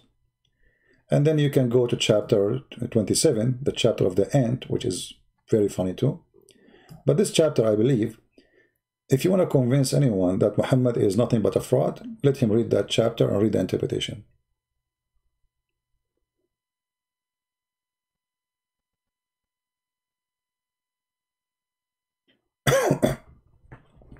Well, Abel, I know it's a fiction story, but Muhammad, obviously, he copied it from previous generation. You know what Arab used to do? There was 26 Kaaba. 26 Kaaba. Some they say 27. And each Kaaba tried to promote itself. People, they build the Kaaba in their city or town or village, and they want people to come because Kaaba is a business. People, they bring money, buy, spend. It's like Las Vegas, you know, it's a business. Religion is a business. Until now, actually, religion is a business.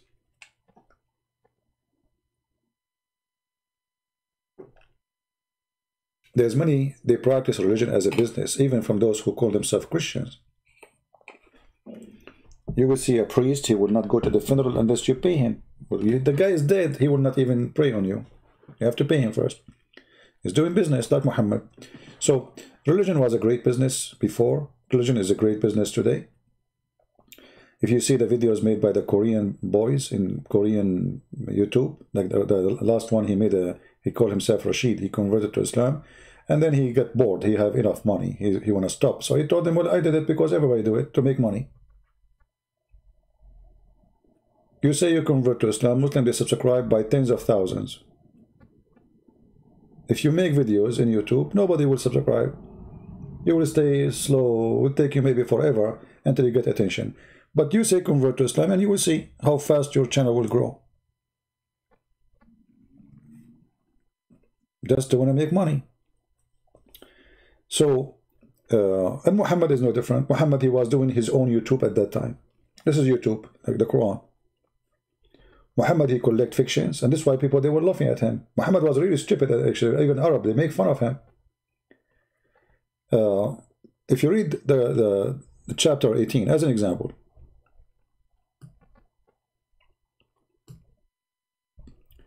speaking about people of the cave, what is the people of the cave story? You can go right now and search for the 7 sleepers. This is a Christian story written by a priest, Christian priest from Syria. He wrote a story, fiction story for the youth, saying to them, today you are discriminated, future is good. This is the purpose of the story. That a king, he chased youth, Christian youth, and God, he sent an angel. He opened his arms in the front of the cave. He blinded the soldiers from seeing the cave, and then he protected. And then they slept for 300 years. And after 300 years, they come up, and the king is gone. The world is changed. Everybody became Christian. It's a fiction story. Muhammad, he took it, he put it in the Quran.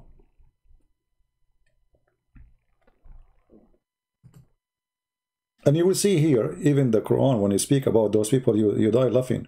You know? As an example,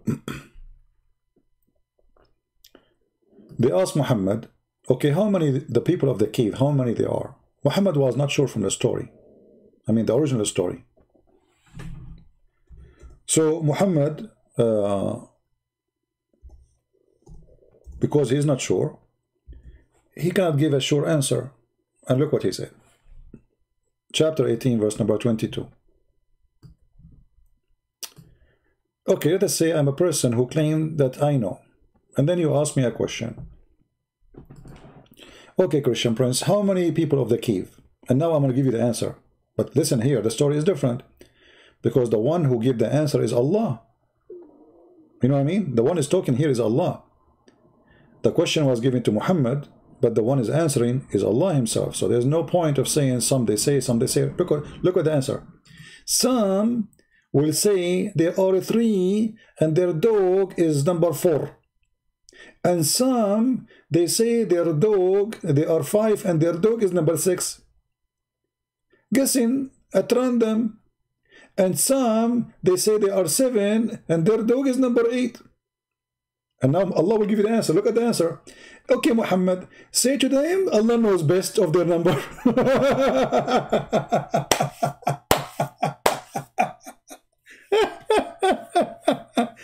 Say to them, okay, Muhammad, Habibi, Muhammad, say to them that only Allah knows their number.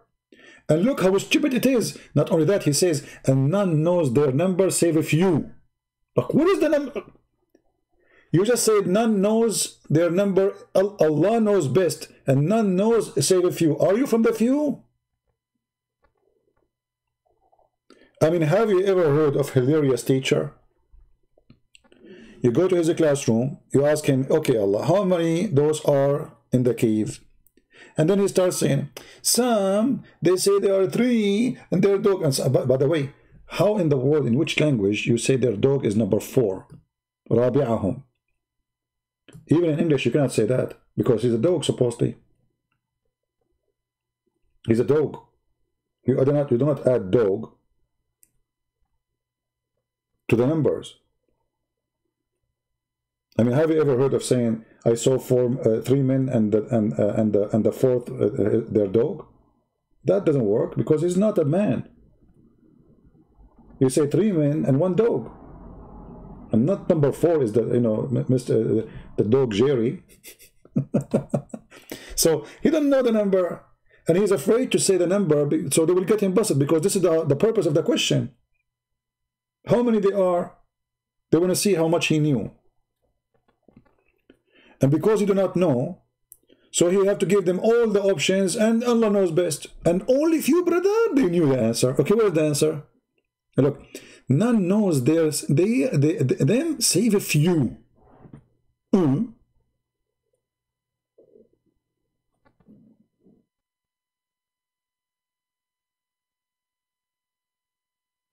Isn't this is enough to prove that this guy is a fraud?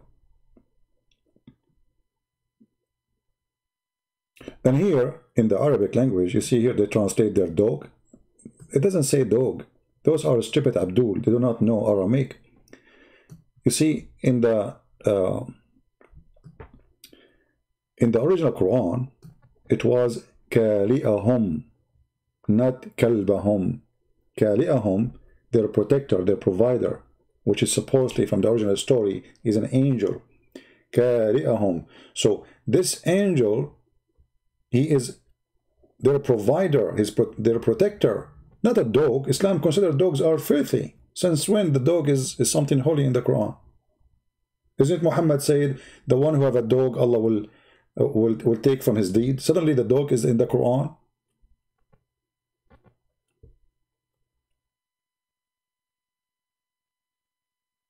But because they could not understand what the word here mean, so they have a mistake in reading it, so they made it kalbahum, which is very close to kaliyahum. Actually, I believe if you go and read the interpretation, you will find a lot of stupidity in the and confusion about the dog thing.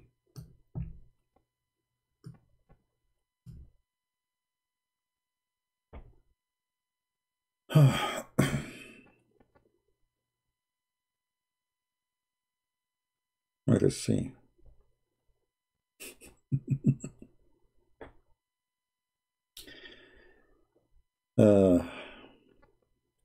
And if you read the interpretation, guys, you will die laughing.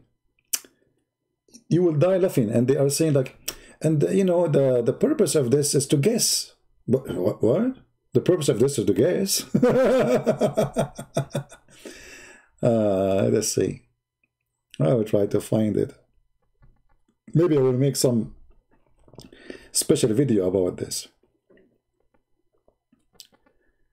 Yeah, and their dog. And not only that, actually. You see, if you go in the Quran, because this is not a dog, it says that he opened his two arms. ذراعيه. Have you ever heard of a dog have two arms?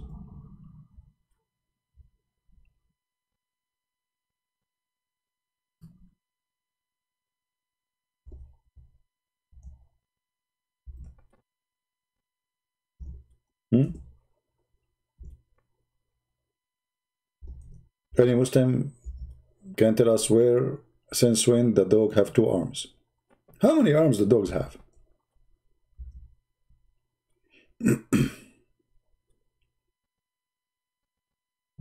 Any Muslim knows? Because according to my knowledge, which is limited, I never thought that dogs have two arms.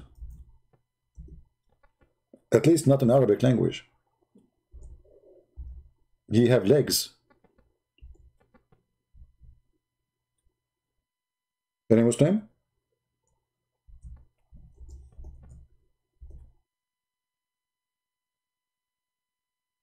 Anyone?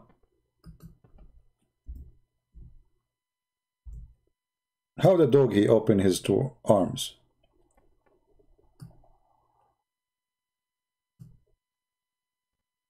No, Abdul? Okay, let us go there.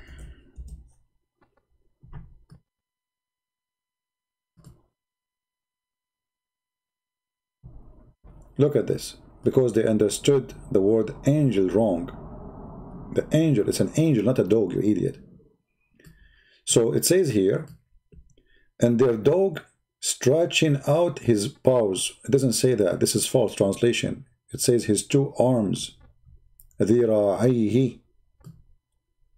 باسط ذراعيه. So if you change the translation, this is Yusuf Ali, or this is Biktar. Let us see Hilali and Khan as an example.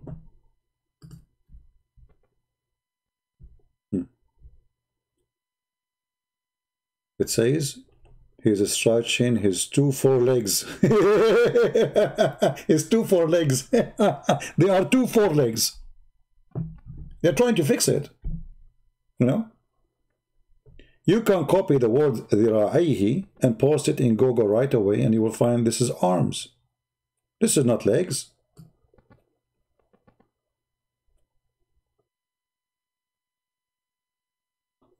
But because they are stupid, they could not understand the Quran language, which is obviously taken from the Aramaic. He was saying their angel. So the angel turned into their dog. And this is explained why the Quran is saying here that he is opening his 2 arms. This is the angel. He blocked the cave. This is what the story is saying. So he opened his arms, blocking the cave, so the army which is chasing those 7 sleepers, they cannot go in.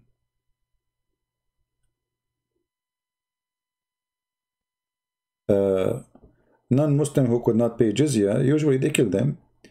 But in some places, when the king, let us say, he need money, he accepts jizya even from non-Muslims, depending on what they want.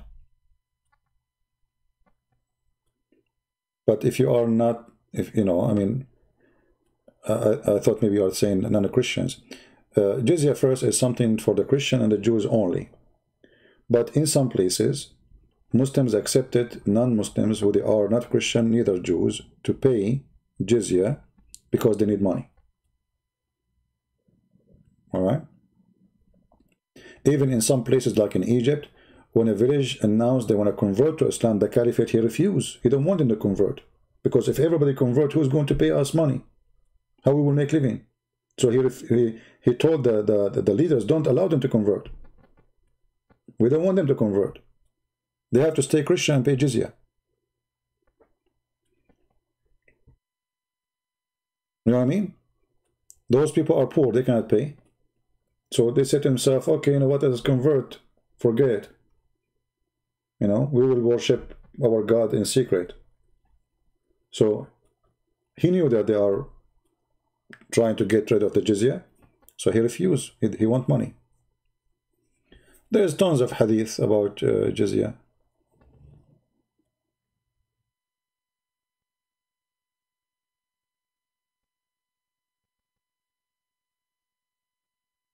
There is tons of hadith. There is one of them, I don't know if I can find it, speaking about that, you know, jizya is the livestock of your children's.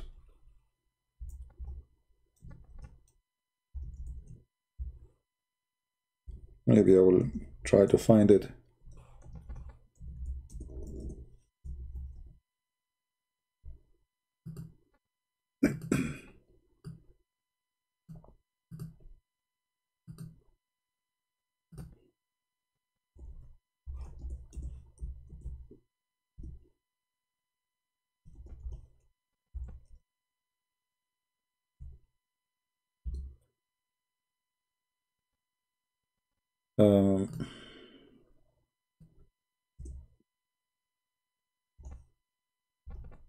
Anyway, you know, I'm so glad that they have jizya.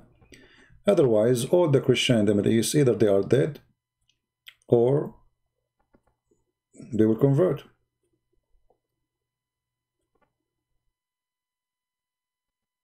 You know? But because Muhammad, he was a filthy, you know, money worshipper, so he wanted, if you go in the Quran, even when the Quran says about the jizya, it says it clearly, if you are afraid from being poor, Allah will enrich you.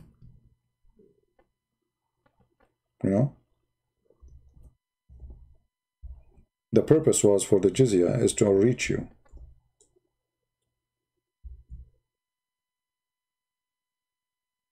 If you go to chapter 9,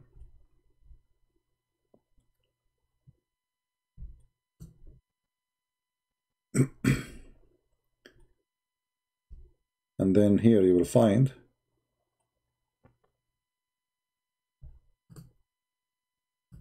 read it. So he said, if you, and after this here, if you fear poverty, Allah will enrich you from his bounty. The verse after it right away says, go and kill them and make them pay jizya. So the jizya was a way to make living for the Muslims. They are terrorists who have no business to do. They don't know how to make money. All of them, they are outlaw criminals. And okay, now we took over. What we will do next? We killed all the Jews, and the Christians run away. So what we will do? Oh, we chase them. We go after them. Don't worry, you will make money. So because Muhammad, he loved money, I am still now a Christian. That's the truth. And the one who keep paying the money to survive is the true believers. The one who is weak, he converted.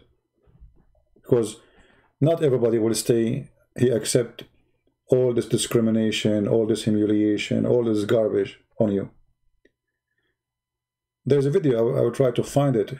A Muslim sheikh, he's telling the Muslims, making fun of the Christians. He says, imagine in the time of the Caliphate, a Christian, he cannot even ride a donkey facing the street. He have to face the ass of the bottom of the donkey, which means you turn your back to the head of the donkey. So your son will ask you, hey dad, why you are not facing the street normally and you are facing the bum of the donkey? You say, Christian, we are Christian. You know, son, we are Christian. We cannot ride the donkey like everybody. He's proud about it. This is how Muslims, they were able to transform nations from their belief into Islam. Either you pay, or you die, or you convert.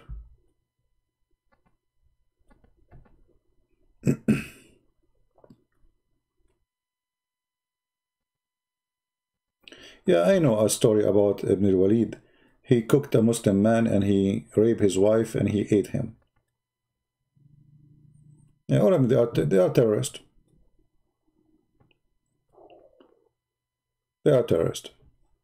And that's why you see Islamic history, you know, like when the Muslim fabricate a statement about George Bernard Shaw saying this and saying that, go and read the history of Muhammad. He himself, he died by poison. His wife, she took an army to kill Ali. The Caliphate, they killed the grandsons of Muhammad. All of them, they are criminals. Uthman ibn Affan, before they kill him, they took the hair of his beard one by one. And then after they killed him, they cut his head. They took his body in the ground. They play with his head. And they refused even to bury him with the Muslims.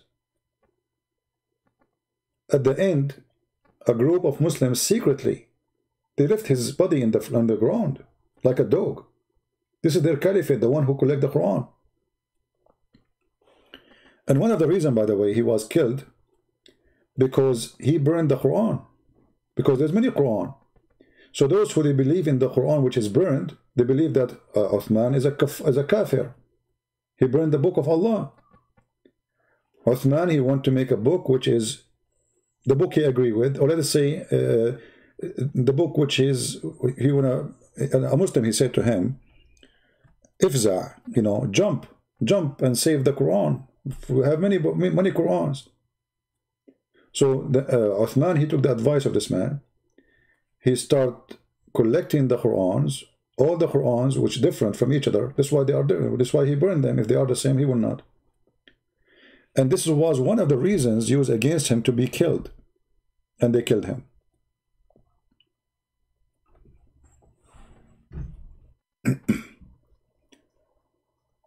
Any other question?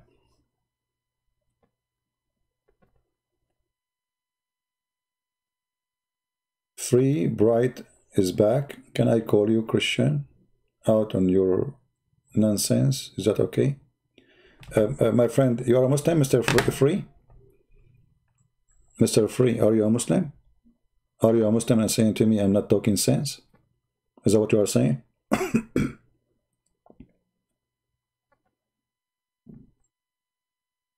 Free Brit, are you a Muslim, my friend?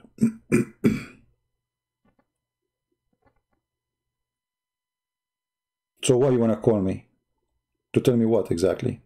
If you aren't a Muslim, what you want to tell me exactly?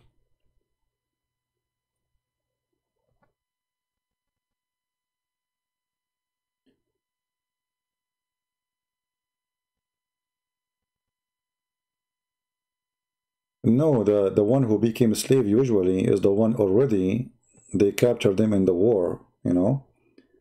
And it's possible that, you know, you don't pay, they can depend. You see, the jizya is to stay the way you are. You don't pay it, they are free, they own you, they can kill you, they can enslave you, they can rape you, they can do whatever they want. But usually you die, or they will make money off you by selling you somewhere.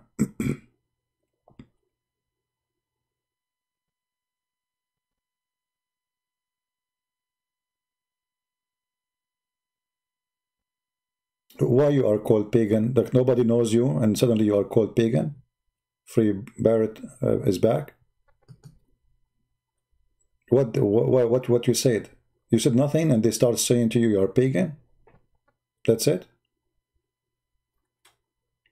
Can you show me what you said, so we can see why they said to you, you are pagan?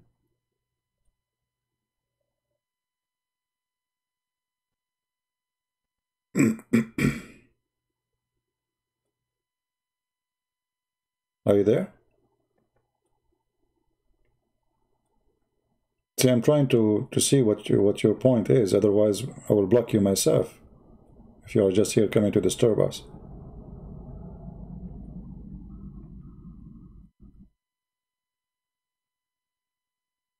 You got no idea? Oh, okay, well, here we go. As long as you got no idea, that means you are just seeking attention. Take care. Next time, come here, come with your parents.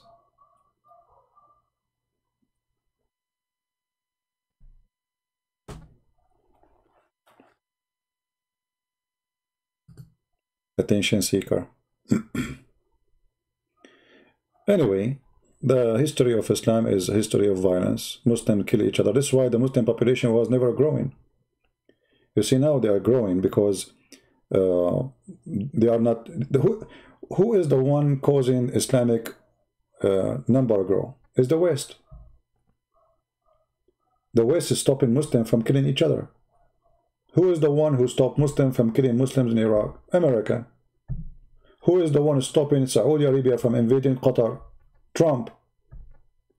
Who is the one stopping Iran from invading Saudi Arabia? The stupid American. This is reality. Before those stupid Western governments come to exist, Muslims, they never stop attacking each other. Never. Actually, they attack each other more than attack Christians. That's why their population is dead. Who is the one who destroyed the Caliphate of Baghdad? Muslims. The Caliphate of Damascus? Muslims. The Caliphate of Cairo? Muslims. Not the Christians. Right? Why now we have peace in the Middle East? If we can say that, you know. It's not perfect peace, but let us say, because now we have war in Syria, we have war in Iraq, we have war in Yemen. Yeah, I mean, this is the major places. A war in Libya. Okay, 4 countries. 4 countries are burning. This is peace. Otherwise, they will be burning each other. Who is stopping Turkey from going in war now with Egypt? The stupid American.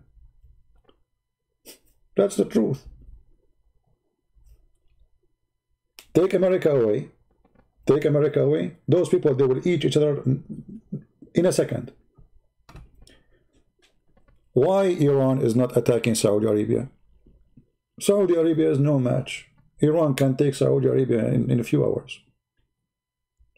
It doesn't take it even 10 hours. The reason is USA. So Islamic population increase because Western, they force peace between Muslims. As simple as that. America now is supporting the government of Afghanistan. Leave, what's your business? Shia and Sunni fighting in Afghanistan, what's your business? Stupidity. Who is stopping the war in Pakistan itself? Pakistan is a very messed up country. Extremely messed up. It's Western countries who's holding this country together. Same as Turkey.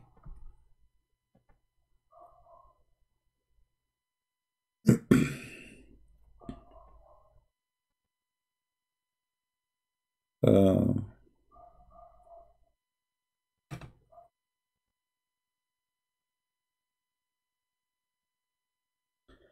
the tribe, all the Arab, all the Arab and non-Arab, Muslims and, you know, the Muslims, Arab or non-Arab, Persian, Turkish, you know, Turkish, the Turkish, they slaughter tens of thousands of Arab, tens of thousands. They enslave their daughters. They kidnap the young boys to take them as servants, and they kidnap even the men to take them to fight in the army of the Sultan. And the second the Turkish, they take your son, you never see him again. That's it. The Sultan, he want to build a palace. What they do? They come to the city. They force anyone who work in as a builder, they have skills, they take him. That's it. All those palaces, most of them is built by Christians. The Christians are the builders. The palaces of the Arab in Spain, those are builders are taken from the Middle East, from countries like Syria and Iraq. The ships which is built to attack Spain, this is made by Christians in Syria. Those people do not know how to make ships. Right? Where does it say Muhammad will marry the Virgin Mary in heaven? Yeah, well, this is a hadith.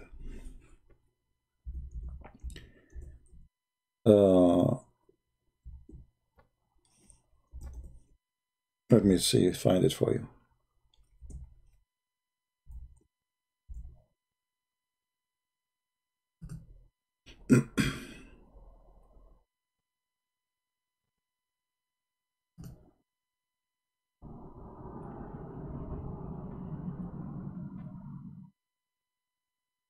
All right.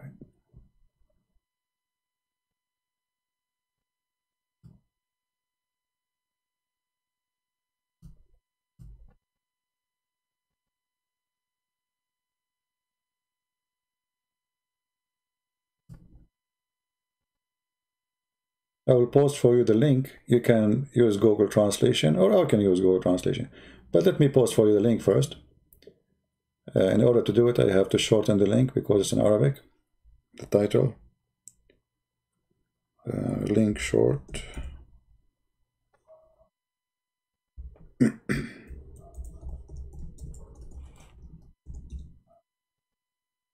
All right.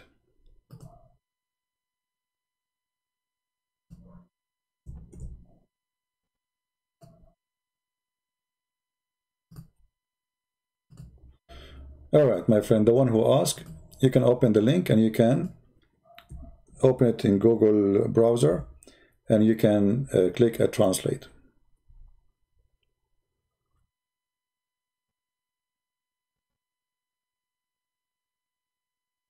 American president, past, present, had deals in many areas, okay, from Arab sheikhs under the table. We know that, what a big deal. I mean, you don't blame them. They use the Arab to make money from them. All right.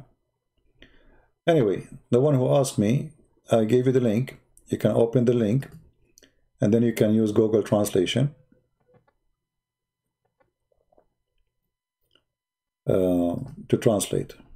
Now here, this is the book Majma' al-Zawaid al-Haythami, volume number 9, page number 218. This is one of the reference, you know. And it says here, when Muhammad, he was dying, when Khadija, she was dying, there's one of the hadith, it says that he said to her, say hello to Mary, to my wives in heaven. So Khadija, she said to him, this is a different story. She said to him, you have other wives beside me? Because this is his first wife. He said, no, but Allah, he married me to Mary, the daughter of Imran, and the wife of the Pharaoh, and the sister of Moses. The guy he want to sleep with everybody is famous. Any woman, she is a relative to somebody is famous, so he want to be the brother-in-law to Moses. He want to have the wife of the Pharaoh, and he want to have sex with all of them, and he want to marry the mother of Jesus. This is how filthy he is. Now here they say that this hadith is weak as usual.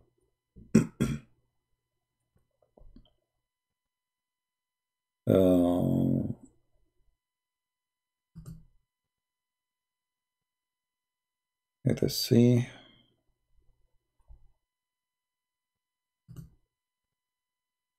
I will give you another. This is Al-Bidayah wa Nihaya to Ibn Kathir.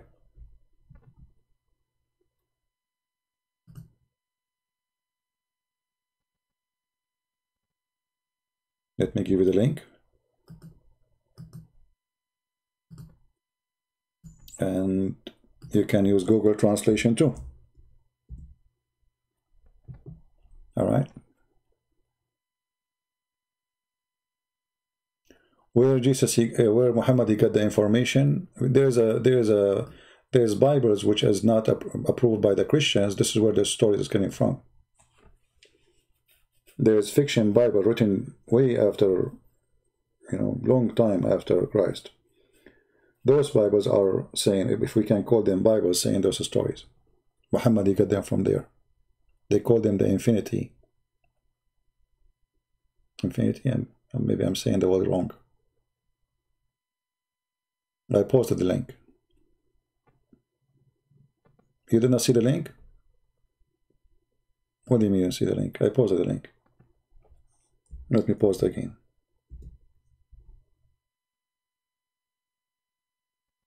You didn't see it? Well, I posted. Here we go. I'm going to show it to you on the screen. I posted it twice. Here we go. You are saying no link, and I posted the link. And I posted again. Here we go. So how there's no link? What, YouTube will not allow links to go? I'm posting. Here we go. I will post it again in front of your eyes. See it? There is something wrong with the YouTube. Then they are not allowing link. Very weird. Well, I can post it under the info of the video, what I can do. Here we go. I will post it there. You can click at the video info and you will find the link. Anyway, it's in the info now. Click at the info, you will see it. And this is the book of Ibn Kathir, Al-Bidayah wa Nihaya. And it says,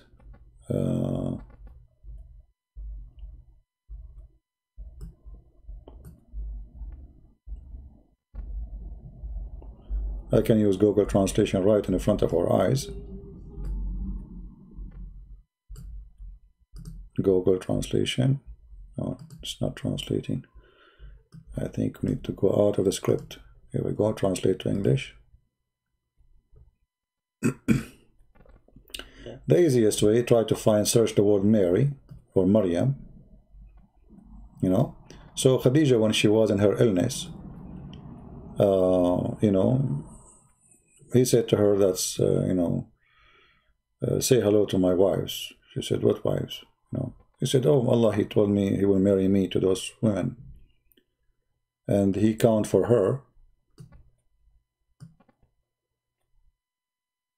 If you meet in your way, those women, say hello to them. He said to her, she said to him, did you marry before me? That's what you find in my books. He said, no, but Allah, he married me to Mary, the daughter of Imran. And Asiya, supposedly the wife of Pharaoh, and Kalthum, the sister of Moses. Even the name is given to the sister of Moses. I mean, those names, we don't know where he's getting from. But this is how sick this man is. He had mental illness. All famous women, he want to have him, he have like a kind of mental illness. He think he is the greatest and everybody have to sleep with him. So Allah promised him, even women who are not exist no more in this earth. Very filthy creature. It's a proof of mental illness.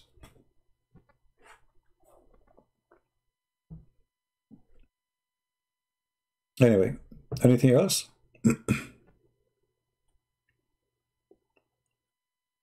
Again, the one who won the link, you can find it in the info.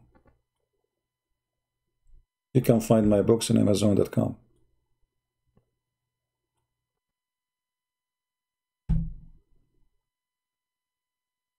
Yeah. Anyway, guys, I think we have enough for today. You see, we try to share with you as much information we can, but you know, we try to focus on one topic. So when they say to you, this great man said this about Muhammad and this great man says that about Muhammad, first, it's not true. Secondly, even if it's true, it's a lie. Because obviously Muhammad, there's nothing great about him. He's great as a criminal, you know.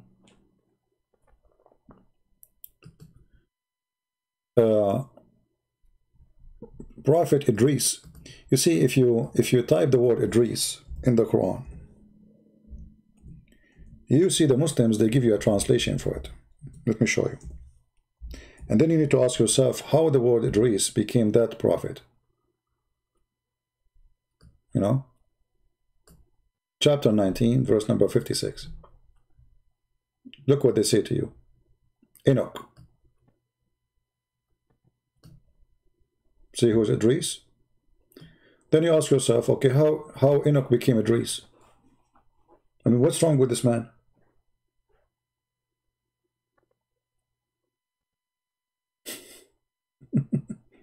You know what I mean?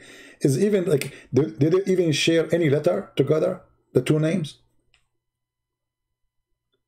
Do they share anything?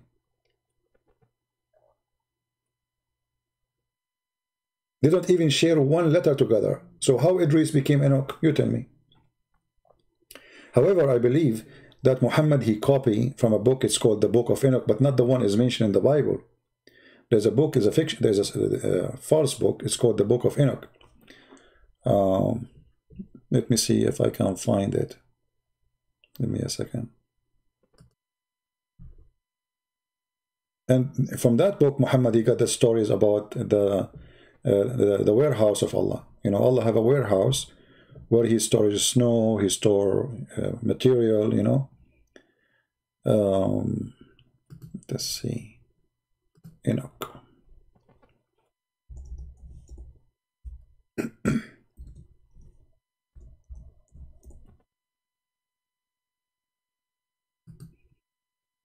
I'm trying to find it. Actually, I was, you know, I was writing about it in a book I started. It's called The Roots of the Quran. You know, I started writing this book in 2018. Until now, I did not finish it. Here we go. Book of Enoch. So you have here, let me show you. See how slow writing books is not easy. You know, people think like, okay, you sit and just that's it. You know, you finish writing a book so easy. Because, you know, the information is too much complicated and you have to be very careful. See, this is from 2018, those files. I'm working on them. And here you will find the Book of Enoch. You know, the Book of Enoch. I will open it, let's see. But that will make me stay for another 2 hours, man. Come on, have mercy on me.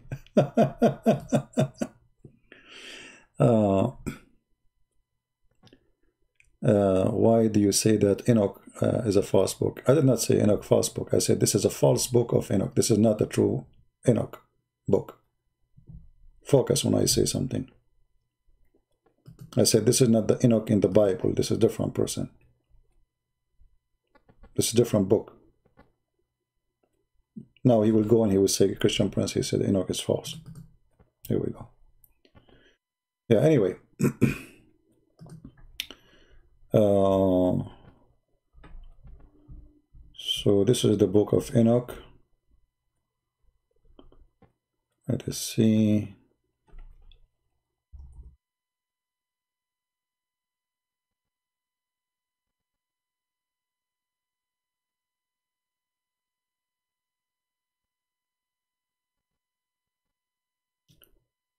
Anyway, you can download it and you can read and you can compare, and you will see how Muhammad, he copied tons of stories.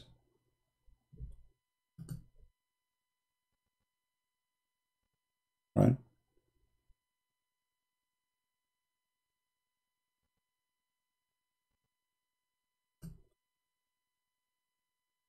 Maybe I can sometime next year I take some break from going live and concentrate more in writing again.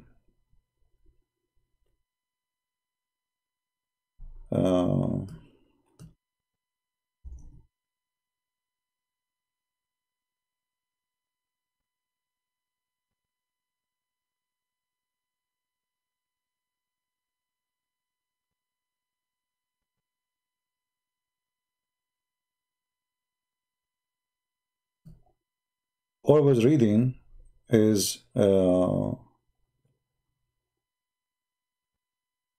best way to compare between religion, you know. But in order to compare, you have to know. You have to know more than one.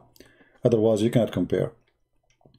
So in order to compare Muhammad and his stories, you have to go back in history and see and know who did wrote those histories before Muhammad, or wrote those stories.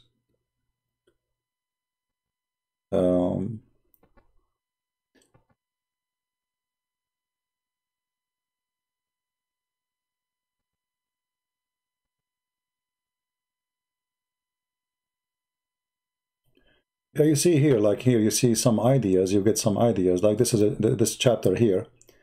From the hints of advance toward the north, to extremist of the earth, and then I saw a great and a glorious wonder at the extremist of the whole earth. I saw there was heavenly gates opening into the heaven, three of them distinctly separated. The northern winds proceed from them, blowing cold and hail, frost and snow, dew and rain. From one of the gates, you know, like if you are a person who knows very well Islam, then you will right away those images will come to your head, and you will be able to compare. But if you do not know much about Islam, you will see there's no connection. As an example, where Muhammad, he said that cold is coming from. Anyone knows? Anyone remember? Where cold is coming from, where heat is coming from?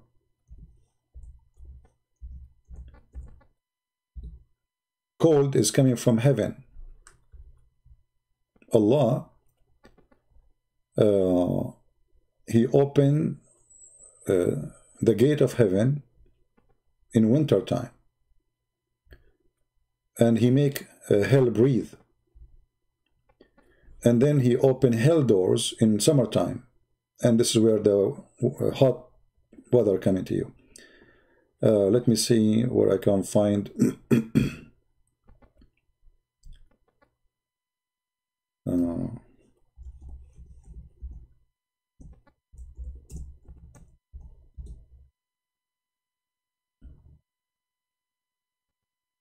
I'm trying to find the hadith.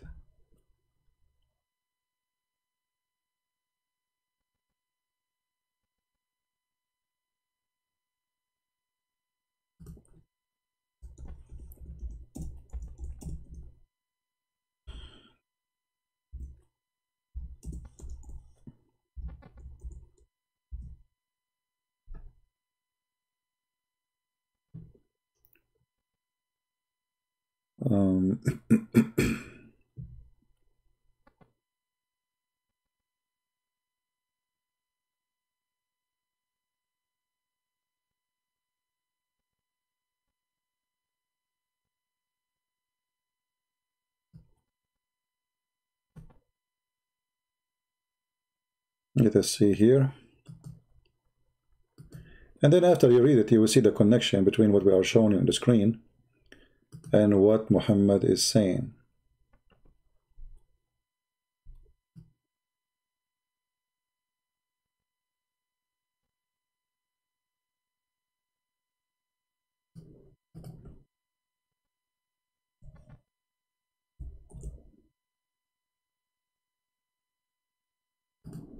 All right, let us see this one.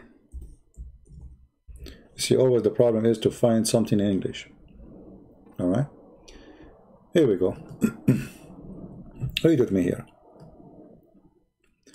The Prophet said, in a very hot weather, daily, delay the Zuhr prayer. Zuhr is like the noontime prayer, till it become a bit cooler, because severity of heat is from the raging of the hellfire. The hellfire complained to the Lord, saying, "O Lord, my parts are eating," or which means supposedly destroying one another. It's burning. So Allah, He allowed to take it to breathe, one in the winter and one in the summer. The breathe in the summer at the time when you feel the severest heat, and the breathe in the winter in the time when you feel the severe cold. So there's a gate in heaven, and Allah, He allowed the cool weather to come and breathe. Let us see here.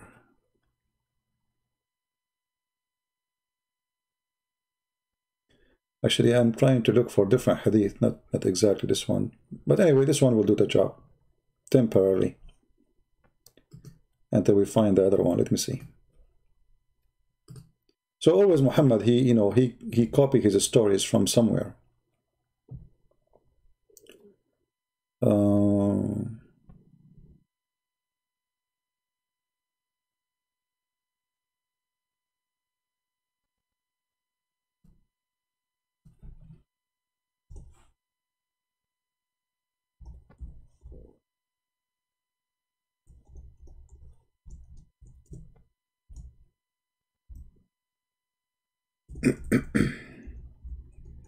See, I'm trying to find the other hadith which I want to show you.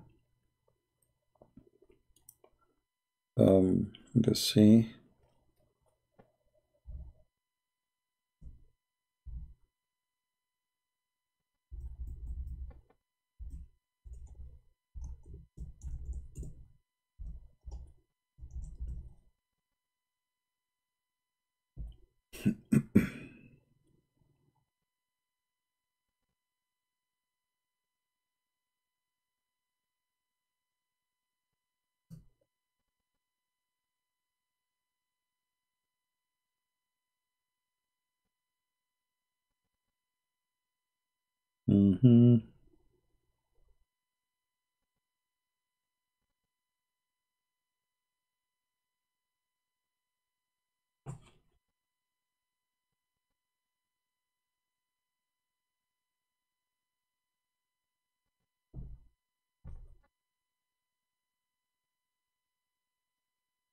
I have many references here in front of me, but I cannot find anything in English.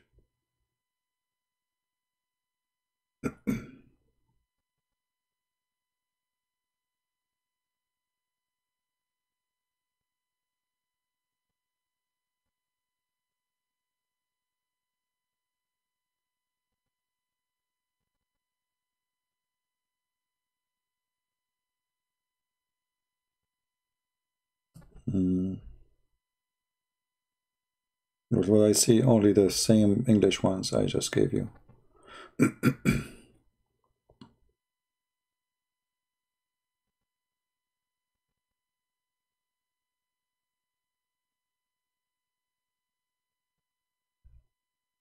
Yeah. I cannot find anything except this.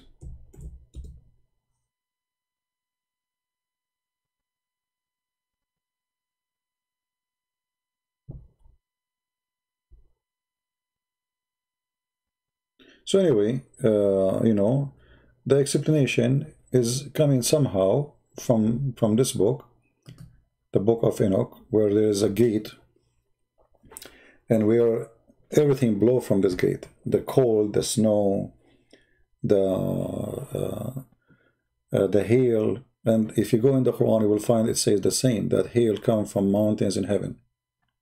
Allah, He break from mountains in heaven. Hail.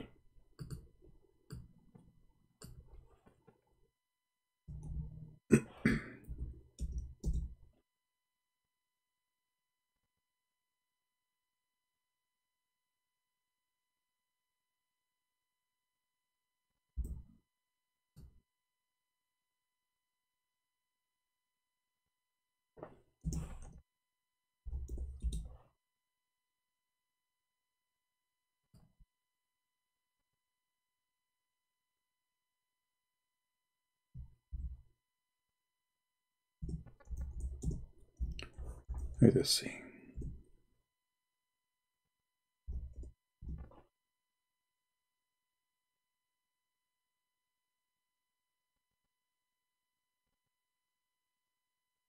Here the translation, they try to make it like, look like there's he sent down from sky hail like mountains. Doesn't say like, it says from mountains, not like mountains. From mountains. Where is mountains in heaven? This is what it says in the book of Enoch. And for sure that will appear again in different place, The story about hail, like not only in this page. You can go to page number 46. So simply, it's about a journey to heaven and what he saw. And Muhammad, obviously, he took what he saw, or what the book here is saying, he took it into account and he started writing and making stories about it. The same story of Muhammad himself going to heaven, There are kept the treasure of hail, and the frost, and the treasure of snow, and the treasure of rain, and the dew. You see it? But where is that? That is in heaven. And then you will see here, thus in the heaven take place the blowing of the wind. All of them have a breathing and effect, completion, breathing there. I mean, it's the same. You can tell the connection, right? You can see right away how Muhammad, he got all this information from.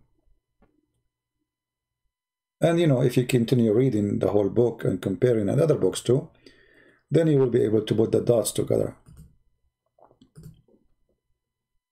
On the screen? I'm sorry, my fault. Oh boy. I apologize. Okay, hold on. All right, we go back to the book. All right, so I was showing you nothing. All right, if we go here, all right, look what it says.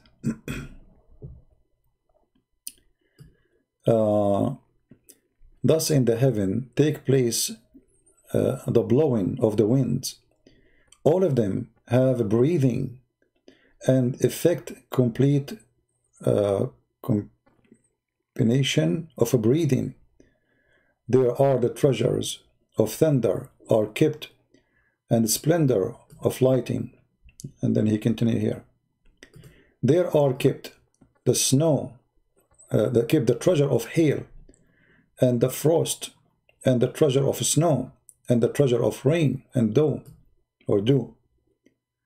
You go here, it says exactly the same. The only difference is the translation is false to make it look different. It says it clearly, he sent down from mountains. In heaven there's mountains. And then if you go, I mean, the more you compare, the more you see how much he is copying. Right?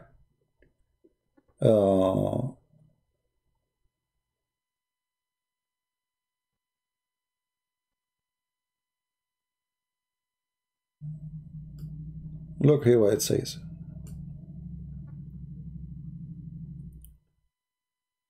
Like you can go to page number 46.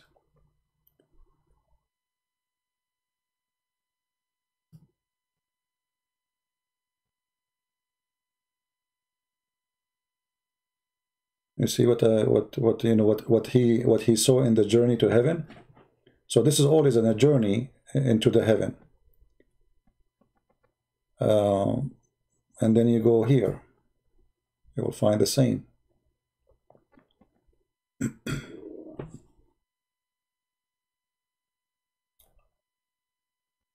And then you go here.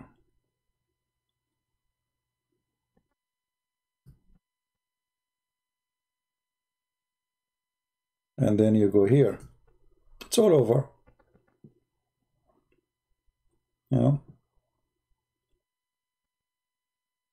And this is all in the third gate.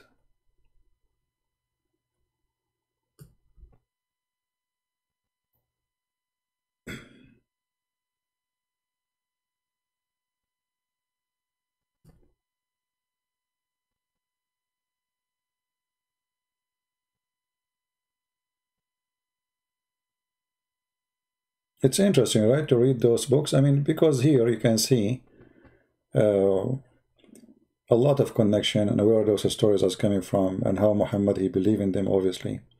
And this is not, by the way, I don't believe Muhammad is the one who is making those stories. I don't think even Muhammad, he knew about them. If you remember, we spoke many times about Waraq ibn Nawfal. You remember Waraq ibn Nawfal? When Waraq ibn Nawfal, he died, Muhammad, he tried to commit suicide. You remember? I believe all those stories are coming from Waraq ibn Nawfal, and Muhammad did not know anything about them. That's why when they ask him questions, he don't know what to say.